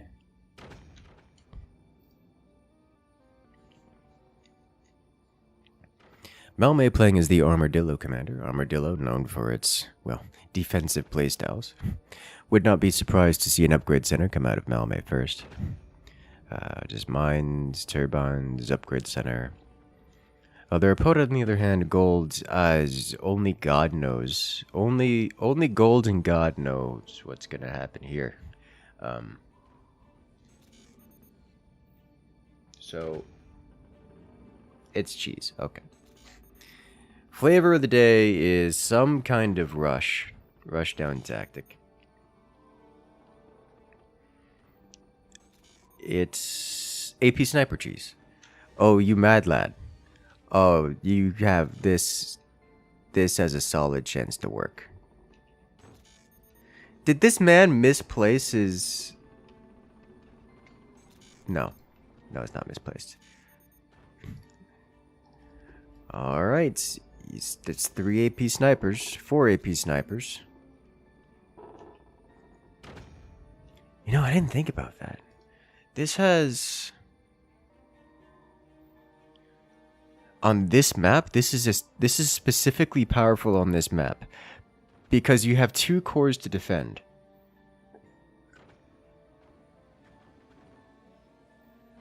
Oh no. He's gonna get it. 1, 2, 3, 4. There it is. And the follow-up. Oh, it's so close. One more hit. Okay, so Melmet does defend the final core with 10% remaining. But that's... How do you recover from this? Like, what? What do? Well, there's your cheese tactics. You guys want a cheese, you got cheese. Gold at this point can do whatever they want, and whatever they want looks like it's teching up. So they're going up to workshop tech. That's probably for the best. As much as this did a catastrophic amount of damage, it left Malme actually approximately at a vanilla level defense. Malme still has their armory, they still have their storages, they still have 5 mines. All they're missing here is a wind turbine, and they would be at approximately the same place that they would have been without having lost their core. So that's fun.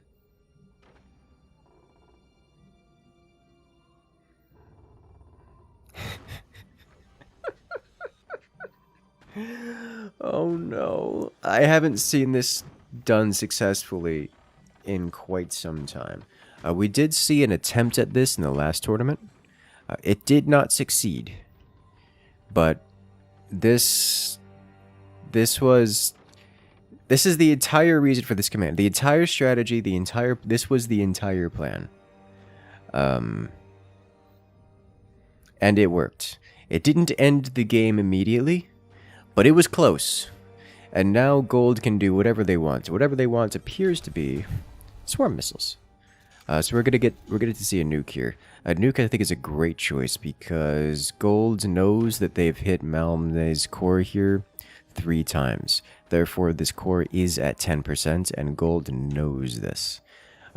Nukes, amazing for dealing splash damage. Does not have to actually hit the core directly. Just has to hit the front of the base. It's all it's gonna take, and Malme is gonna go down. So this is well, I'm sorry, I just love this. I haven't seen this actually work in quite a long time. So that was absolutely beautiful.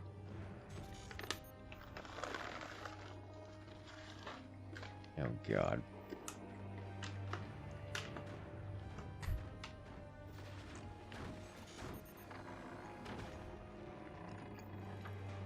The nuke is already a third of the way upgraded.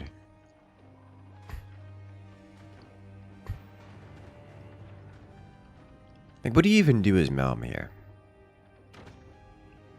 Because this... What do you do with this?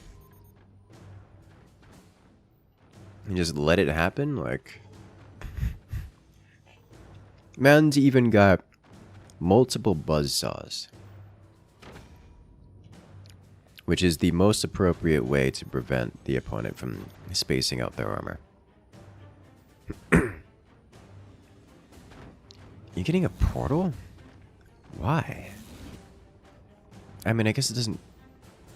It's fine, I guess. But a portal does give away that you're going for swarm missiles and nukes. And we do immediately see... anti-air coming out from Malme here, as well as additional spaced armor. It's not going to be enough. There's no way it's enough. But it is at least something. They're trying. They're trying. And the buzzsaws. Yep. Didn't even need to fire the buzzsaws. Okay. Didn't have to hit the core directly, just so much as detonate near it. Gold's a beautiful and flawless execution of the AP sniper strat. Cheese has happened. You love to see it. Alright, Gold wins that first round. Very, very well played.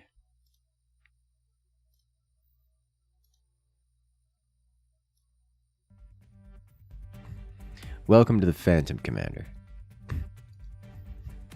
That was dirty and disgusting. They love to see it.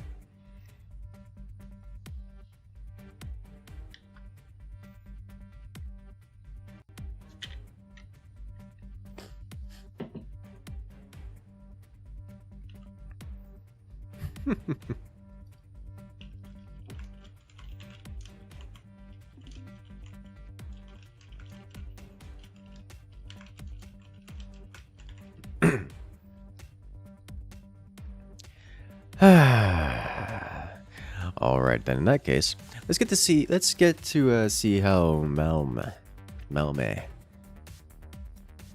takes vengeance upon that maddening experience.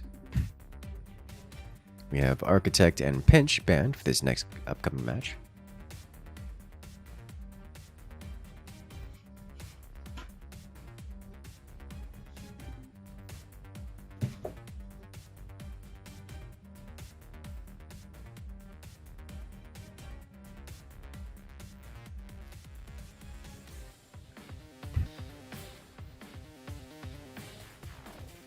The players are readying up. We'll be jumping into the next match momentarily.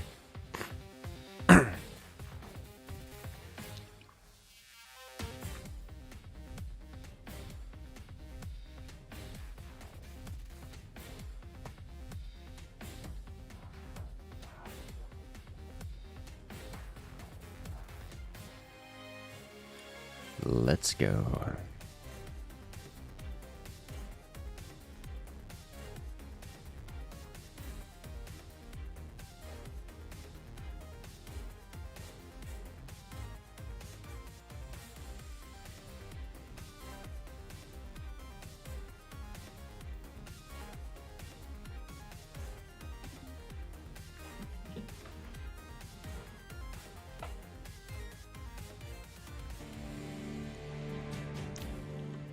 And we're off.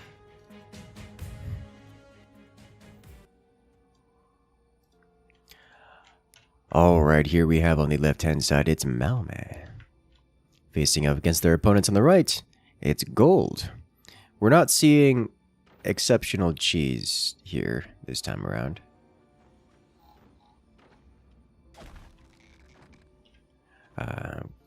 Malme using the Spook Commander. Spook Commander most commonly used to steal resources from their opponents, but does give a little extra scouting information to assist with the whole reading their opponent's activities. Gold with the Armadillo Commander. We'll be able to do a bit more defensive play. On this map, howitzers are kind of king. So I expect to see howitzers out of both players here. Of course, as we've seen before, this map does allow you to get swarm missiles if you really want to do swarm missile kind of stuff. Did not work out so well for the previous player who's attempted this.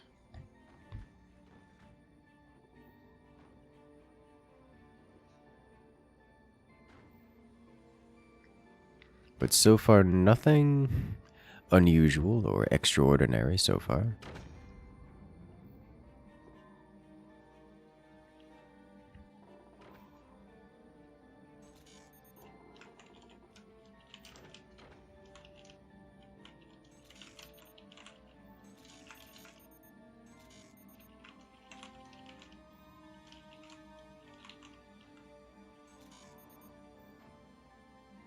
I'm waiting to see if someone does something unusual or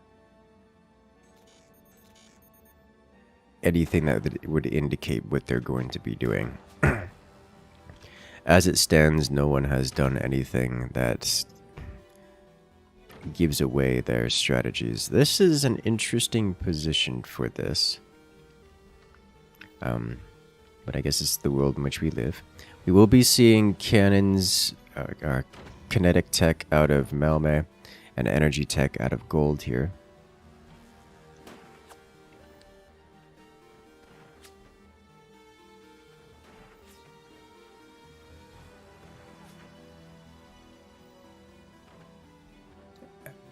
Otherwise, they seem to have a very similar...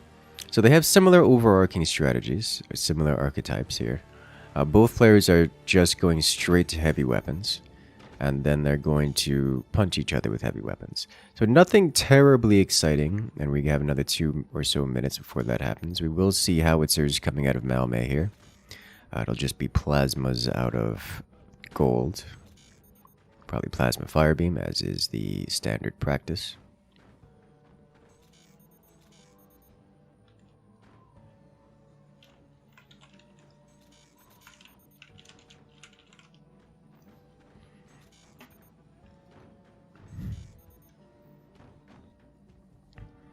Where is this man? Okay, so he's putting the howitzer right here. That's what's going on here. We're going to see plasma here. Yeah, I mean, they're just doing the same thing, just slightly different flavors. I will put, in this map specifically, I would put the advantage on the player who's going kinetics versus energy weapons. Obviously, you never discount someone who's going energy weapons, because they can be incredibly cheeky. But outside of that, nothing terribly unexpected going on here. Everyone's just building up, keeping their eco active and on point, so everyone's got all their timings down packed, and we're just gonna see, it's just gonna be heavy weapons that come out and start slapping people. That's all there is to it.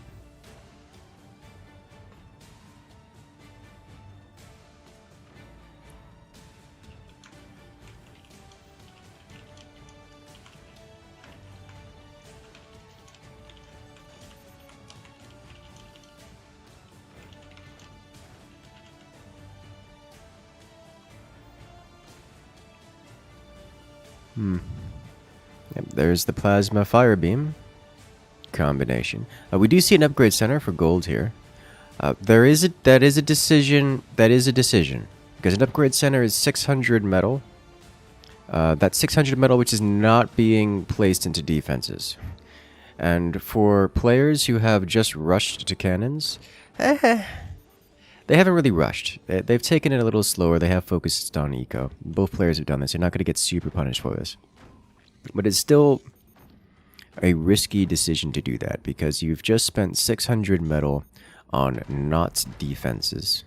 And not defenses are going to get you killed, because both players are investing so heavily into weapons that investing anything into not defenses is going to put you at potentially too fragile of a base to survive the opening volley. The bait EMP flies. And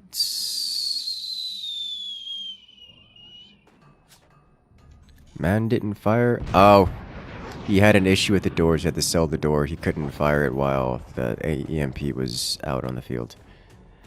Howitzer lands, almost dealing game-ending damage. The reason Howitzer is so popular is because this node is hard to defend, and if this node breaks, the entire base comes crumbling down, and you can't really stop that.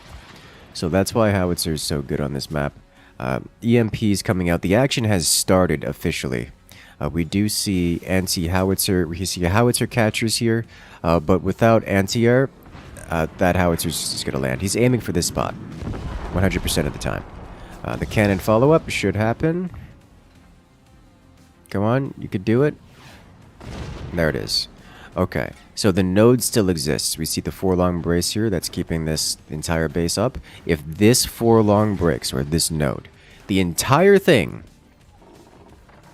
is gone. So that's why this is the target here. We see the plasma, which is looking. I don't know what he was aiming at. Oh no, the sniper door snipes the fire beam. The question is there enough anti-air for golds here to survive the howitzer? I think the answer is no. I don't even think there's enough anti-air to survive the EMP. So this is gonna get rough here. This plasma needs to door snipe something. Oh, he tried to preemptively door snipe the howitzer. Beautifully aimed, by the way. Like that is a very tiny door and an incredibly well placed plasma shot. That was very, very good. Like a beautiful shot. Gold needs to just not fire his plasma until Malm fires the howitzer again. That's it.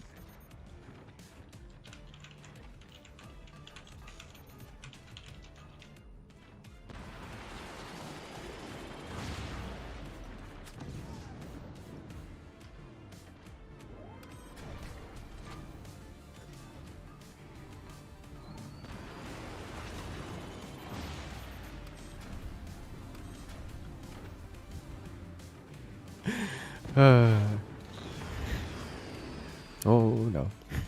He's waiting for it. You can see Gold sitting there with the plasma, waiting for the howitzer to open. Funny story. If the plasma actually hits that howitzer, it probably outright ends the game. The explosion of the howitzer, it has a solid chance of taking out the core via secondary explosions, and that's not to mention it's destroying this cannon as well, which puts Gold immediately in the lead. Oh, Malm is baiting him so hard. Oh, he doesn't get it. Malm knows full well that the howitzer is the one thing that it's vulnerable here, and it's just not firing it. He's doing everything else but firing it. He's baiting Gold to try to wait on the door snipe. He's even using his own sniper to hit the plasma. It's ridiculous. This is crazy. The mind games going back and forth.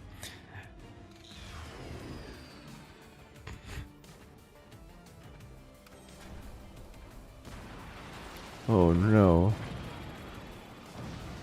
Building an MG wall, attempting to keep it up.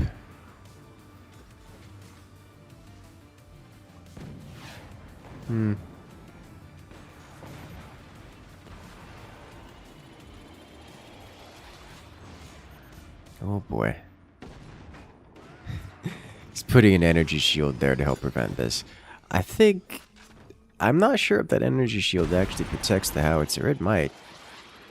The angle on that's pretty close.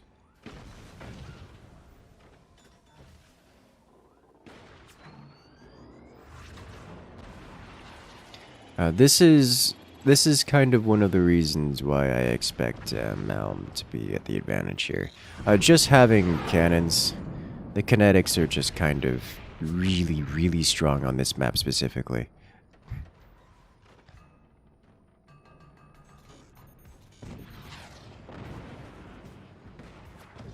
It's just he's just getting pummeled. He does to stop. You know, it makes you wonder if return to sender is it actually worthwhile here. So we get a return to sender with some spaced armor in front of it and a bunch of MGs. EMP's gonna have an incredibly tough time hitting it. And once the return to sender is there, you're not uh-oh. Oh, a swing and a miss, but can you even defend that? No, not from the AP sniper. Like, the only defense on that is the turbine defense, but the turbine defense, you can't do that here. Because, well, the floor got destroyed. That's going to put Gold into a position where they really don't have a path to victory here. The closest thing they could attempt to do is just face tank a very, very long time. And try to have more eco than Malm's damage output. Which is not really possible when you're dealing with a howitzer and 2 cannons. So Gold is going to get to experience that And while Gold's won last round off the back of an very well implemented dirty cheese, this time it's looking mighty grim.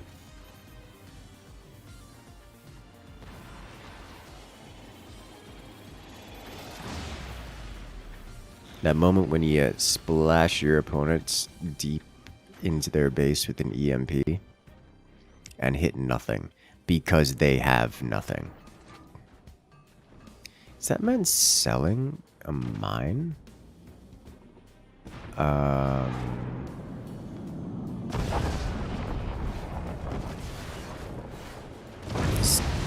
Okay.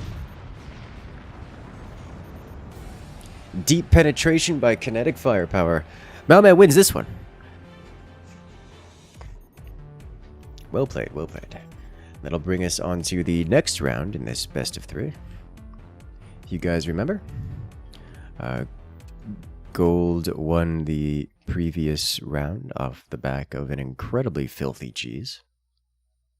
And so the scores are now 1-1 in this best of 3. This will leave the players with an opportunity to hash out all of their rage against each other in one last battle.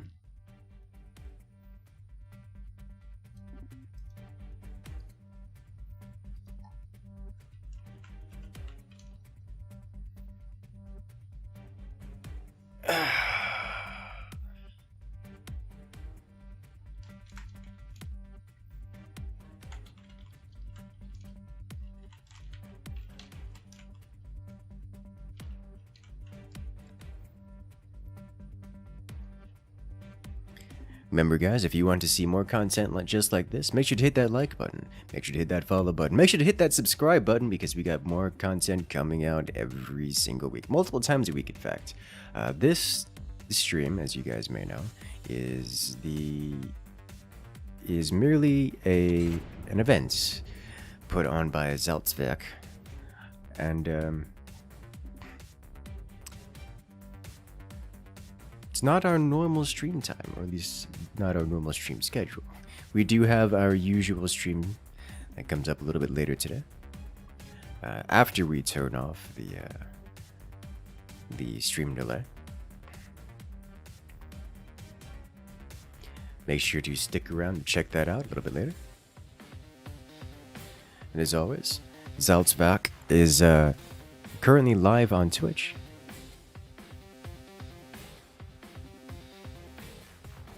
If you guys want to check him out to see these very same matches, but shoutcasted in the native German tongue.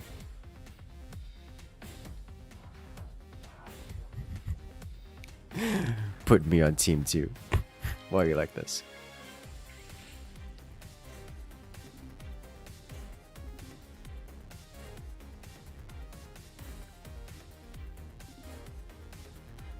Alright, commander bands are in.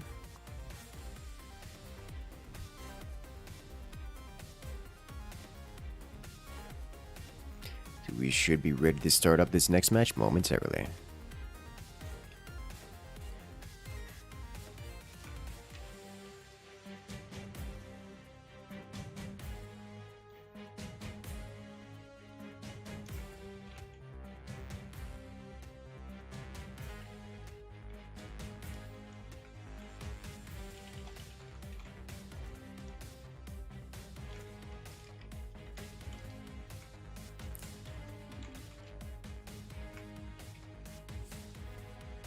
Let's do this.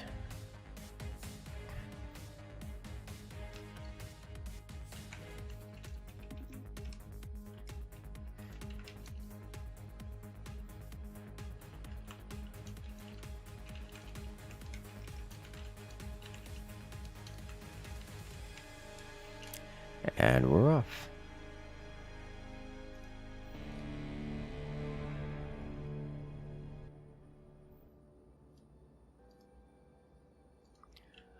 Alright, here we are in this final round, in this best of 3. On the left-hand side, it is Gold, playing as the really the Scattershot Commander, facing off against their opponent, Malme, on the right-hand side. The Warthog Commander, their tool of choice.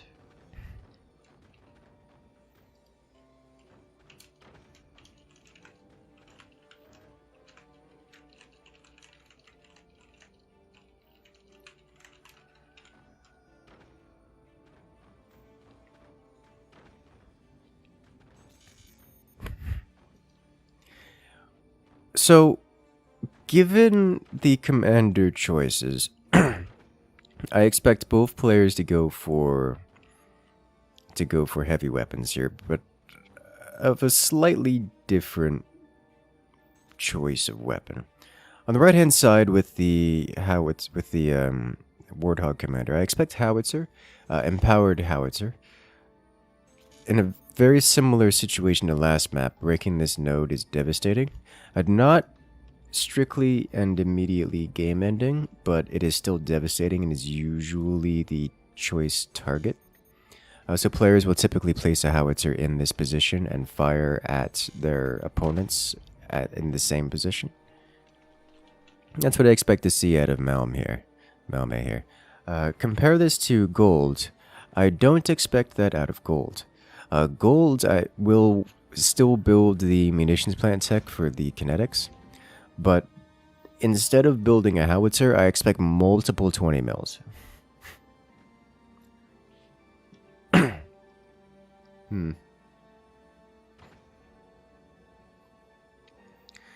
This will have a fairly substantial difference in how this match plays out, for multiple reasons. One, the 20 mils come out sooner, and there's no major downside to firing them immediately, and so they can ramp up the pressure slowly.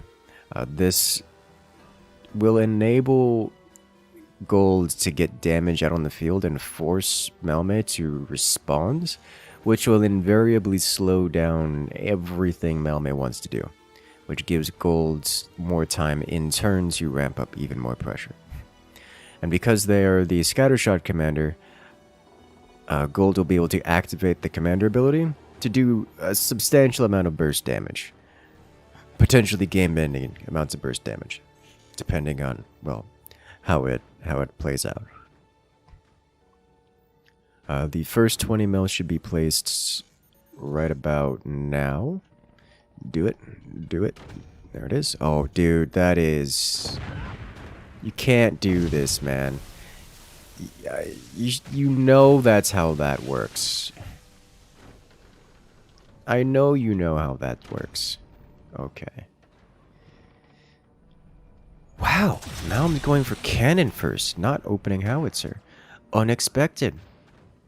Shouldn't have been unexpected because he didn't build the necessary storages for it. But he even built a cannon position, like the howitzer position, the howitzer nest with the tiny doors and everything, and not going howitzer first? Okay.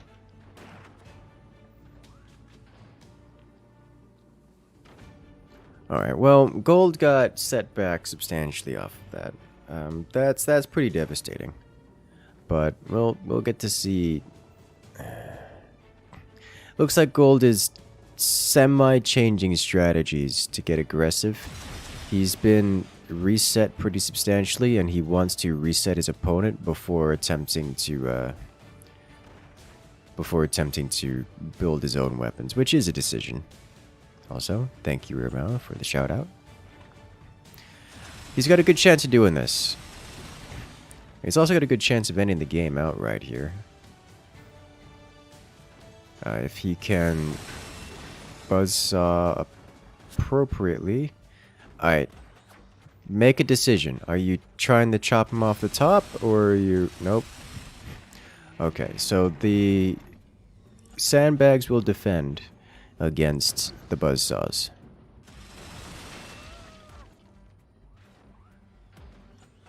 The buzzsaws, however, still exist and can still deal great damage. In fact, they can fully expose these cannons, because these cannons are not defended against buzzsaws.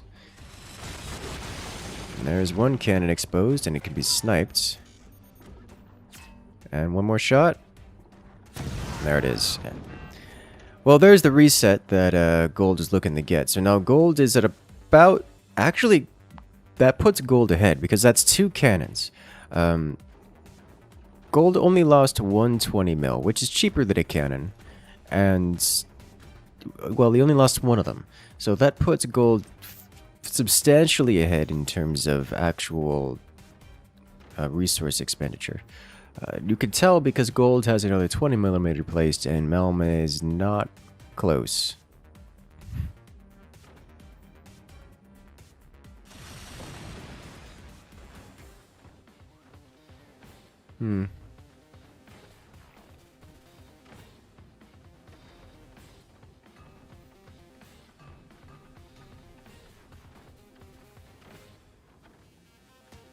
Let's see how this works out.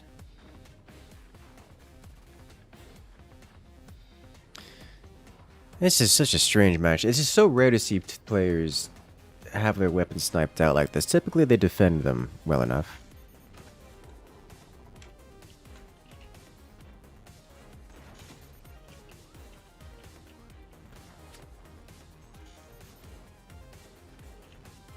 This kind of thing doesn't happen, but everyone got a little bit... a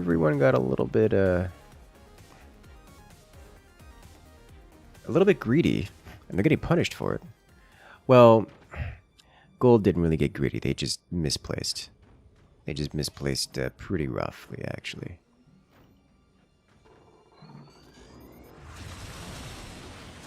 Oof. Oof. The buzzsaws.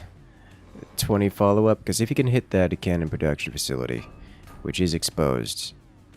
you don't have the energy to fire your 20... okay. Alright, well... you finally got the energy to fire it, but it didn't break anything. Mind you, that's a lot of damage. Malme is struggling here pretty hard. Gold desperately needs to increase their energy production and an additional storage, which gold is currently working on.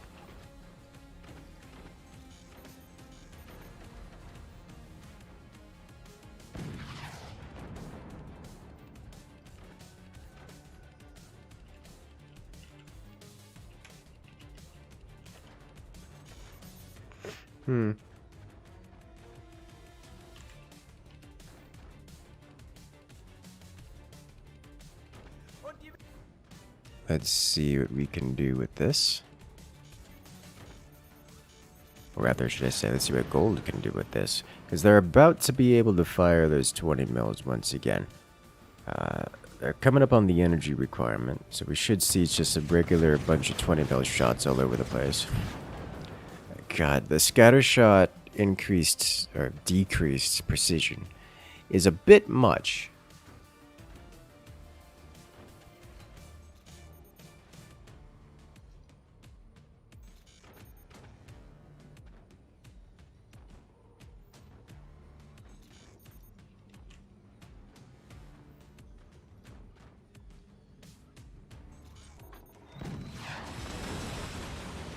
Oh boy.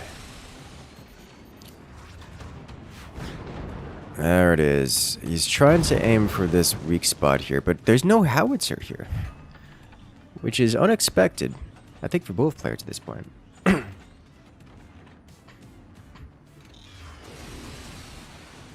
He just keeps trying to dig through to it.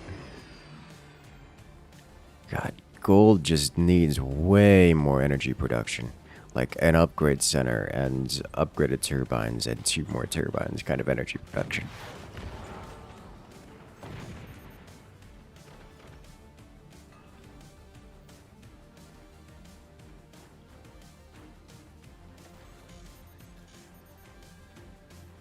Oh boy. Here we go again.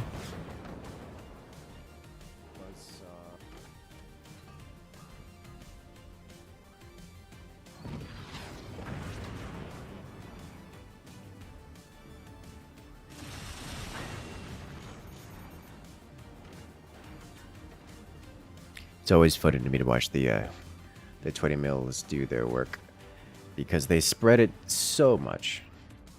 Like the damage, it goes everywhere except where you want it to go, which is always hilarious to me. Or should I say, at least it's suspenseful. It's a better way to describe it. Mans blew out his own door.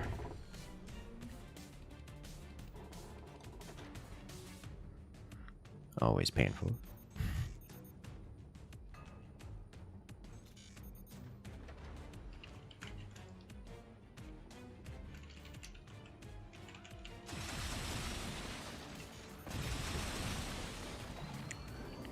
You know, the beach of sand that he's got all over his base, really paying off. Paying off quite nicely. Gold really needs to get the damage output rolling. Honestly, it's mostly the lack of energy production that's doing it.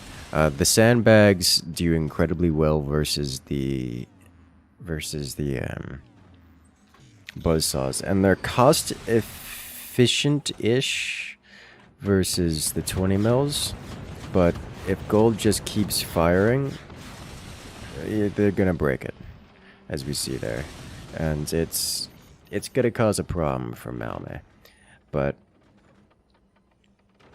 the buzzsaws are a risky play, because the buzzsaws are incredibly expensive, and continuously firing them in the sandbags is just going to not do anything. It's gonna cost gold the energy and metal needed to actually get work done.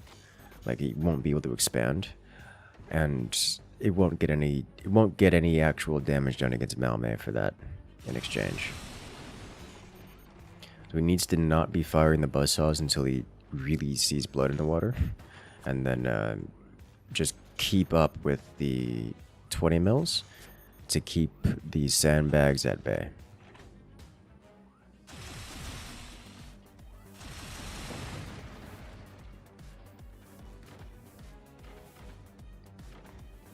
The problem, of course, is, at least for gold, is during all of this, gold has not done enough damage to prevent Malme from really expanding or recovering. So now Malme is back to having a standard cannon in a solid position, ready to fire.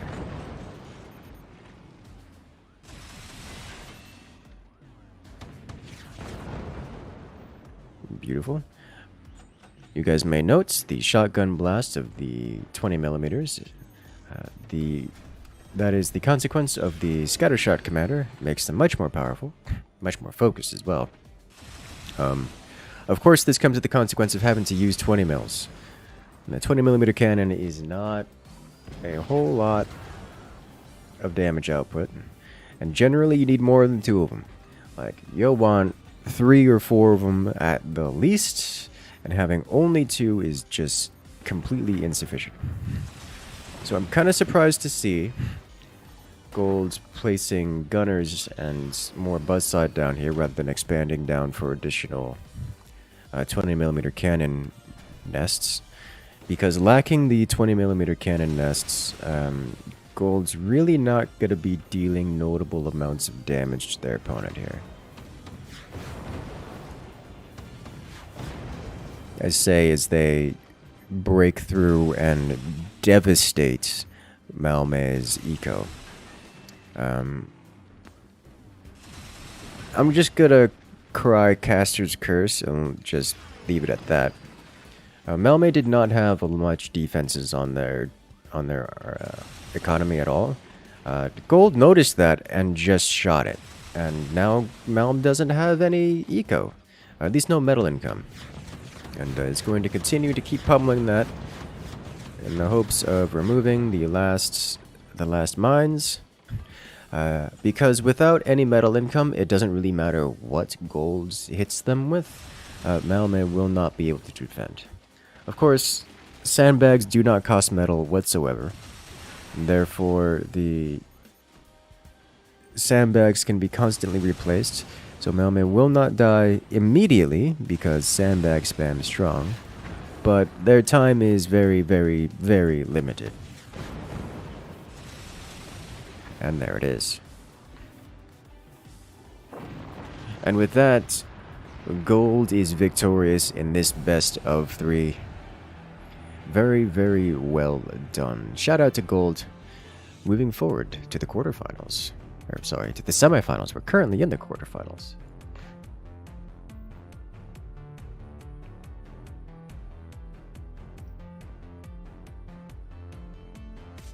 Nice shooting. Next up, it's Eaton and Dami.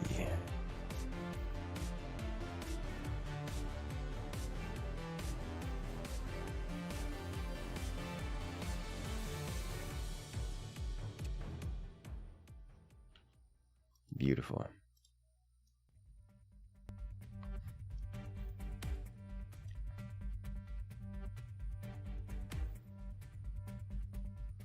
All right. Give us a minute while we get the cat herding going. We have 2 more players to jump in. I know Eaton was hanging out in chat earlier. Eaton! Well, I can't scream at you because we've got a 5-minute delay. But get over here.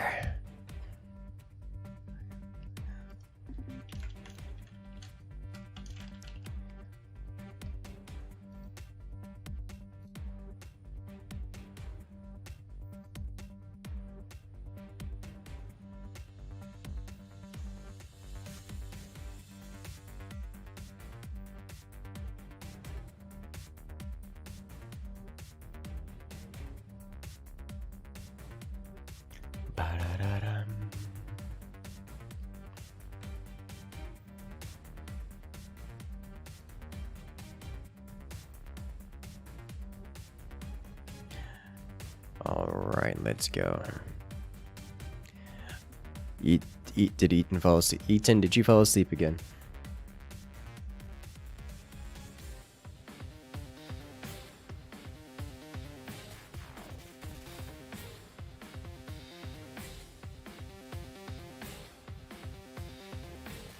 Dun, dun, da, da, dun.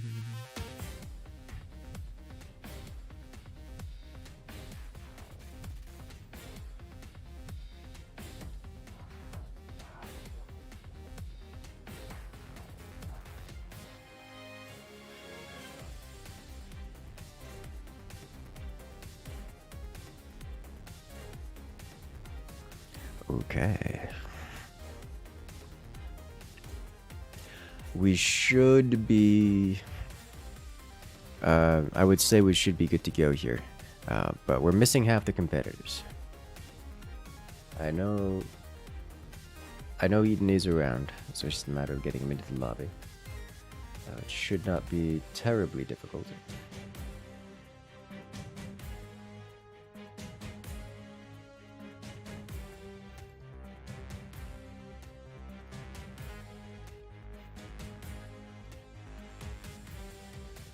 Where is the chat?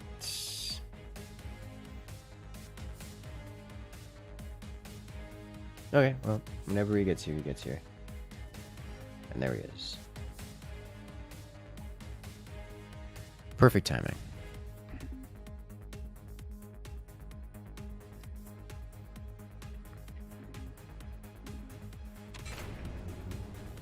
Welcome. Eaton, one of the few American competitors, or at least both American competitors.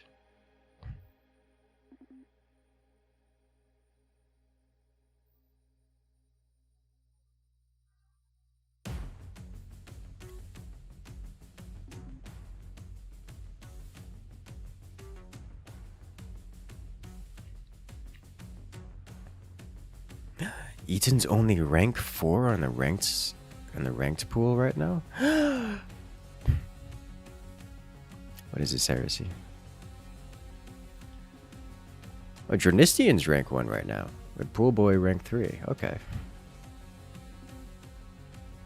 Neat.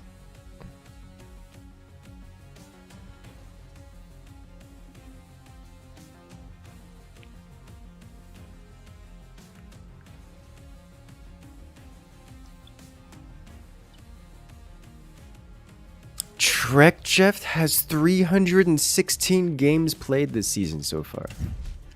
Kind of a lot. But it looks like we are ready to go. Sorry, I'm mildly distracted by lobby shenaniganery as we jump into the next round. And we're off. Here we are, ladies and gentlemen, to round one in this best of three. Is here we have on the left-hand side, it is Dami, playing as the Pinchfits commander.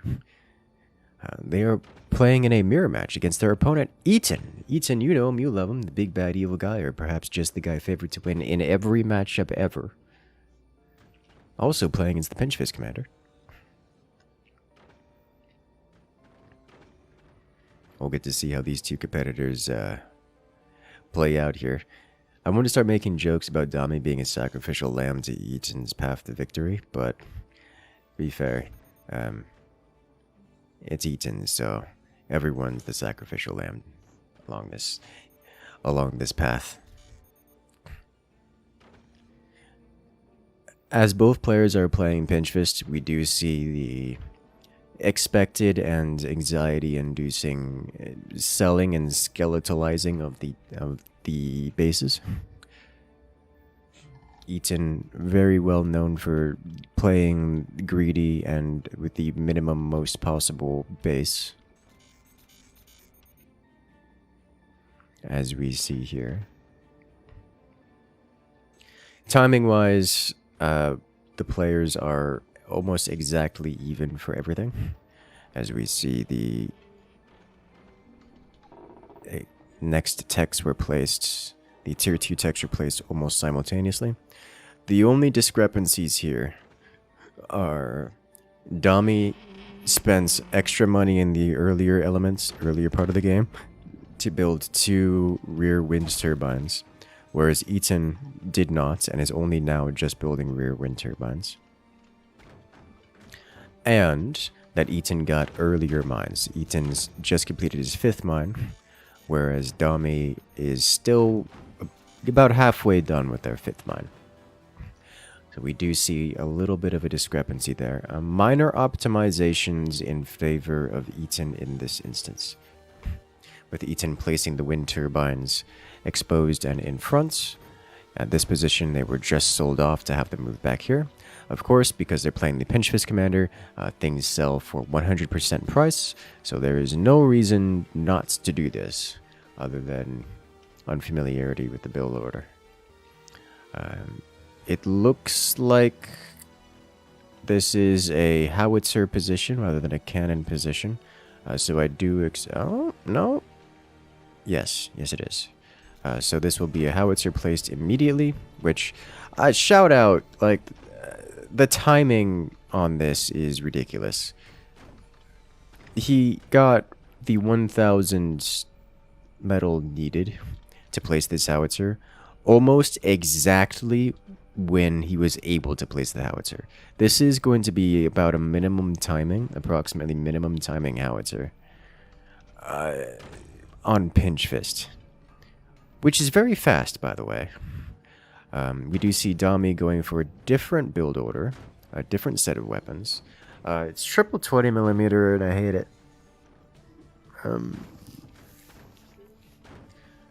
But this is going to go away very quickly. So what's going to happen here is Dami is going to have the opportunity to fire first. But if Dami ever gets hit, they lose. That's what's going to happen here. And the reason for that is howitzers, when they impact, howitzers deal enough damage on direct hit and in a short radius around their impact zone to completely delete wood. This is why we see howitzers hit things and then seem to do so much damage, because they break the wooden struts near where they impacted.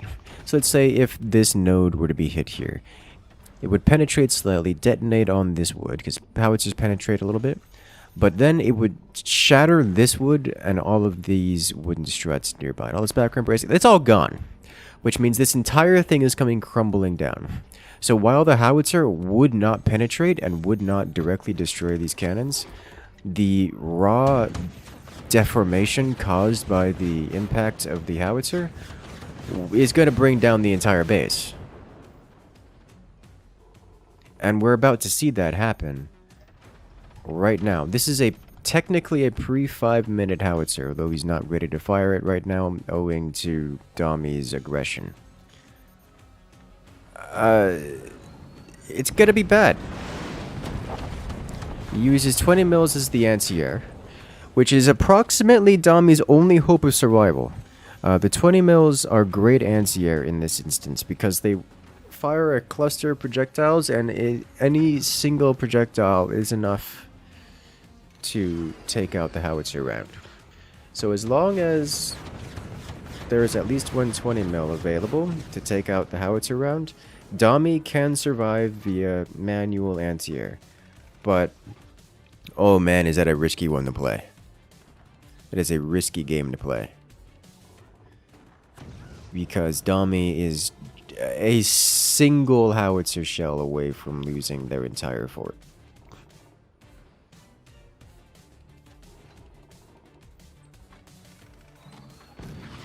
Pretty certain this is explicitly why Dami is not firing.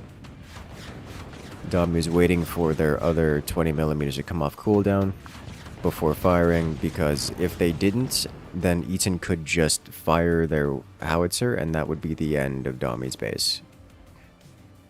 With insufficient anti-air. Oh, that's it. Oh my god. It lived.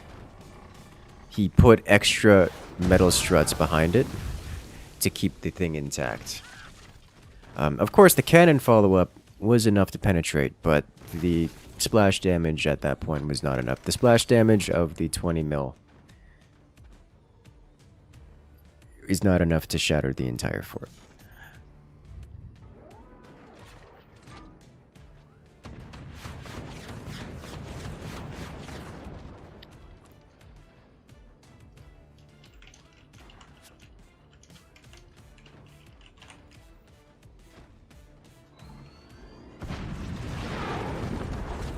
There's the... Oh, he's trying for the door snipe. Eaton tried. It didn't quite make it. That was scary close, though.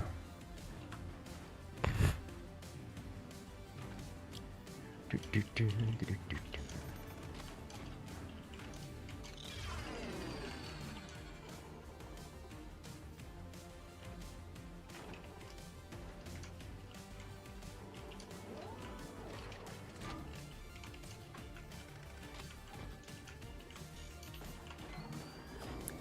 comes the active ability for half-cost firing, half-cost weapons.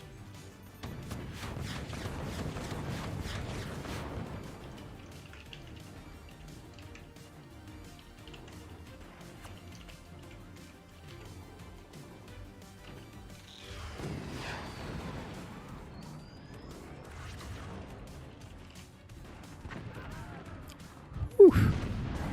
Sniper's strong. That's the howitzer shot I was expecting.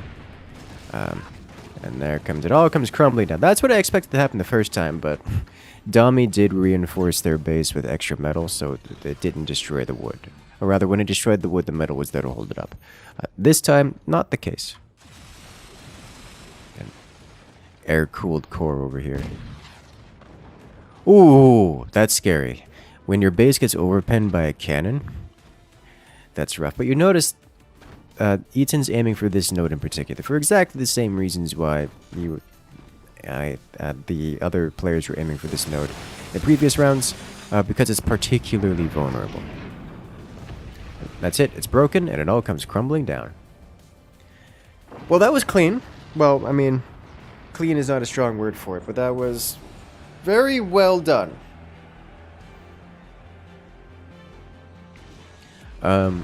That was very well done. That did get a little messy with Dami's 20 mil messing around with Eaton's build order.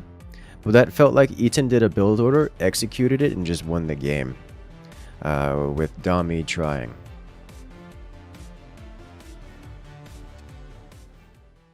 Dami was there, and they tried. And they did make a little bit of a mess with it. But it still just went through Eaton's just as planned. Did you hear a sandhill crane earlier through my mic? I did not hear a sandhill crane earlier. But then again, I'm wearing nice headphones because the local cranes and birds can be quite loud. So solid maybe on that one. As we get ready for the next match, it is time for commander bans once again.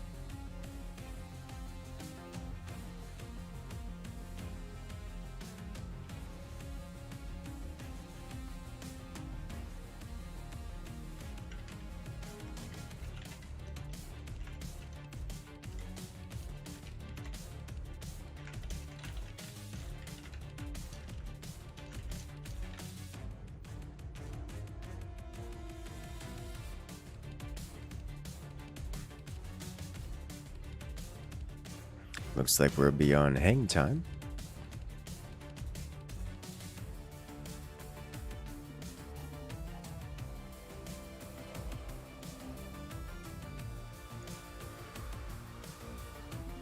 Oh, nope. It's vanilla next. Sorry.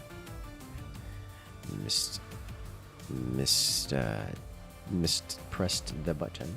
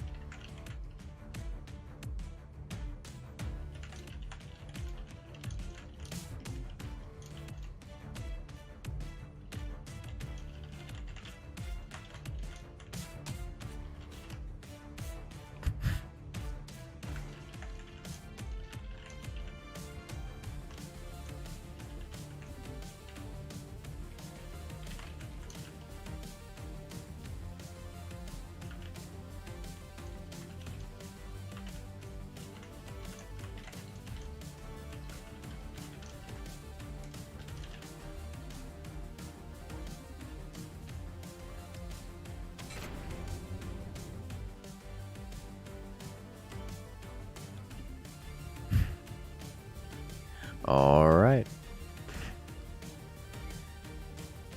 It looks like we're good to go. The next match is made.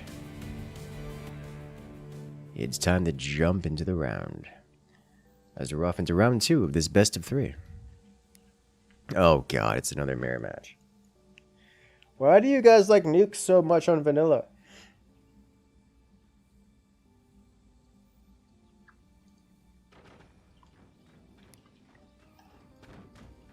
Well, here we have on the left-hand side, it's Eaton playing as the Seep commander. We expect to see swarm missiles and nukes flying across the field any moment now, in about 3 minutes, almost exactly. On the other side of the field, it's Dummy playing as the Seep commander. We expect to see swarm missiles and nukes flying across the field any moment now, in maybe about closer to 3 minutes exactly. And we're off. This is going to be one where I fully expect to see...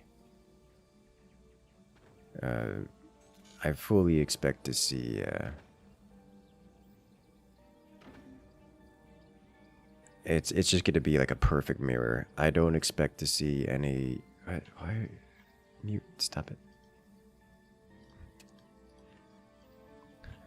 Nah. We'll let their banter be.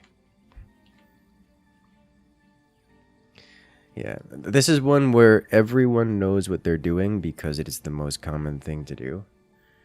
And it's just gonna be like perfect timing, perfect placement, perfect mirror. Eaton is somehow ahead. How have you done this? I think he just physically placed the technology faster. Not that it makes a big difference in this instance because you're locked by metal for your weapons here.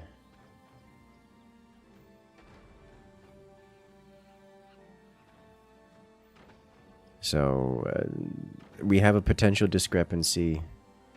Dami selling off their workshop. That is the name of that specific tech. Eaton will do the same as they get it replaced by an upgrade center. But Dami's doing it first. They're both gone for the buzzsaw, which is a decision. I'm not sure why this is included in the build, or if this is just something that they're attempting to do, because both players are going for it, so both players are familiar with the risks involved. We see a swarm missile launch, which is not at all a surprise because the turbines are vulnerable. This is explicitly why they have these half steps here, so they can build sandbags on top of it. Swarm missiles are notoriously amazing at destroying wind turbines, so that's just the priority.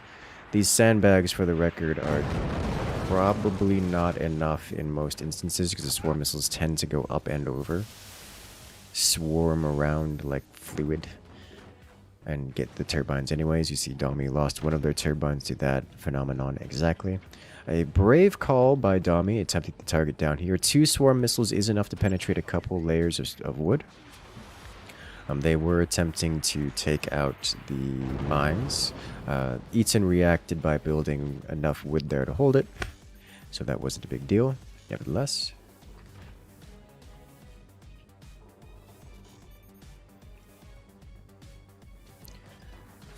Another choice on Eaton to try to break through that piece of metal. 2 swarm missiles is enough to break 1 piece of metal, and knowing where that piece of metal is, it's enough to motivate him to try to break it. We do see the swarm missiles go up and over the sandbags, and also actually it looked like they just penetrated through, which is unexpected. Alright then. Good, good. Very, very well played so far. It's nice and clean. We do see the upgrade center coming out of Eaton. I don't see it placed by Dami. Like, Dami doesn't have it yet, which implies that Eaton is further ahead in the build. And the only way for that to have happened is Eaton being much more cost efficient in their offense and their defense. You know, a combination of both.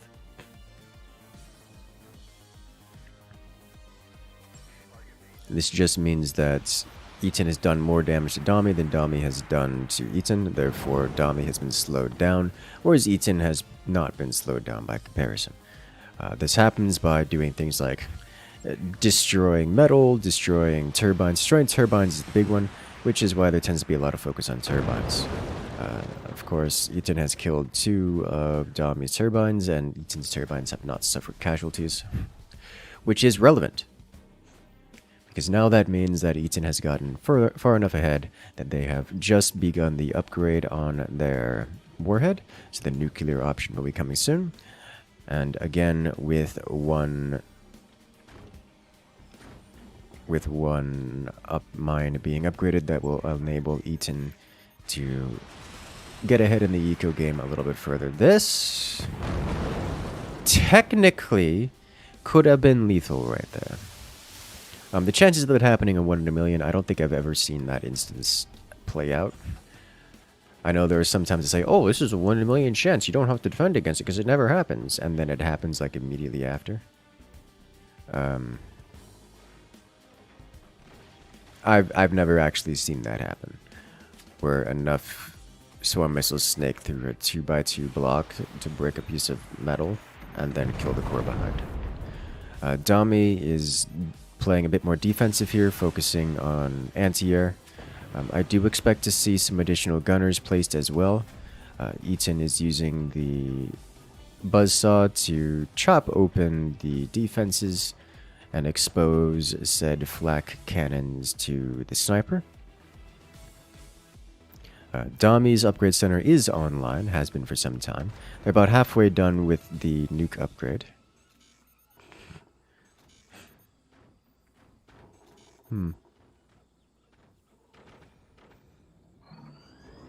It's time to launch. Commander ability active. That means that we get faster firing and faster traveling nukes for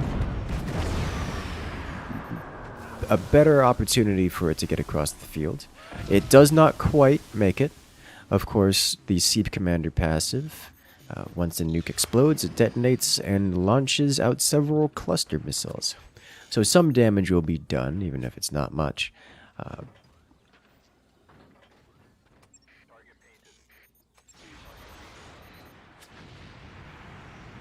Another round of nuke, but this time no flak is available, so nuke just lands. Massive damage. Dami loses their defenses around their turbines, as well as takes about 50% of their HP onto their core. So Dami's down to 47% remaining. They're not out of the game. They haven't lost anything critical. They've just lost some of that ablative style armor. So they are fine, TM. The biggest loss there was the loss of the sniper, which means that Dami cannot fire their weapons until that is redone. Is this lethal? Ethan didn't launch the nuke, okay. Alright, that's bad, because they just lost 2 turbines in that. With 2 Oh wow, it didn't burn down. Okay, so they just lost a turbine in that. The issue Dami is going to have with at this point is, aside from, missing most of their base, energy production.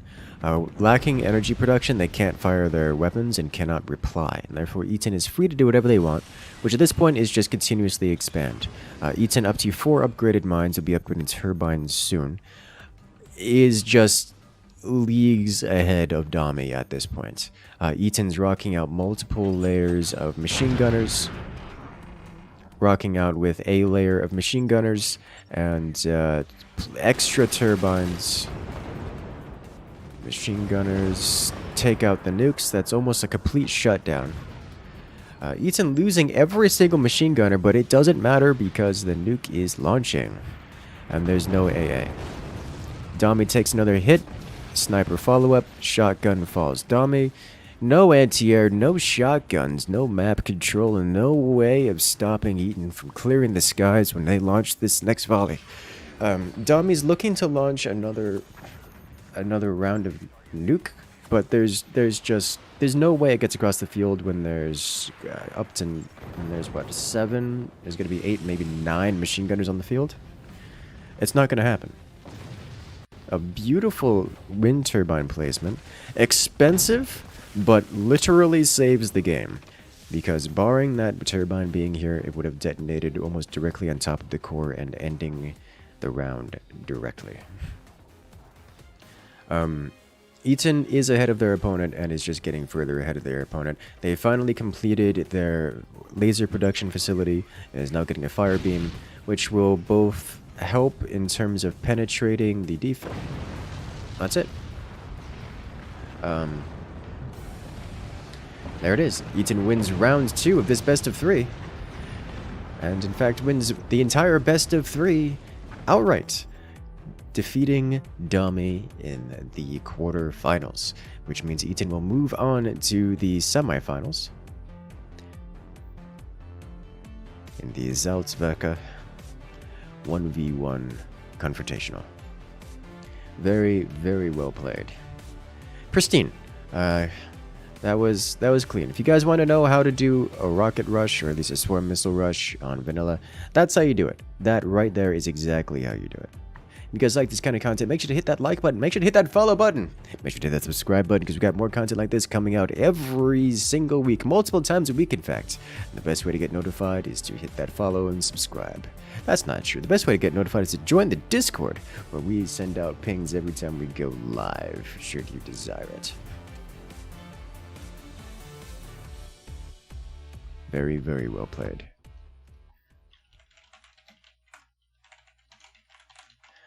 Alrighty then, so that leaves us at the end of the quarterfinals. And as per the Salzwerke quarterfinals scheduling, that is going to be wrapping it up for us today.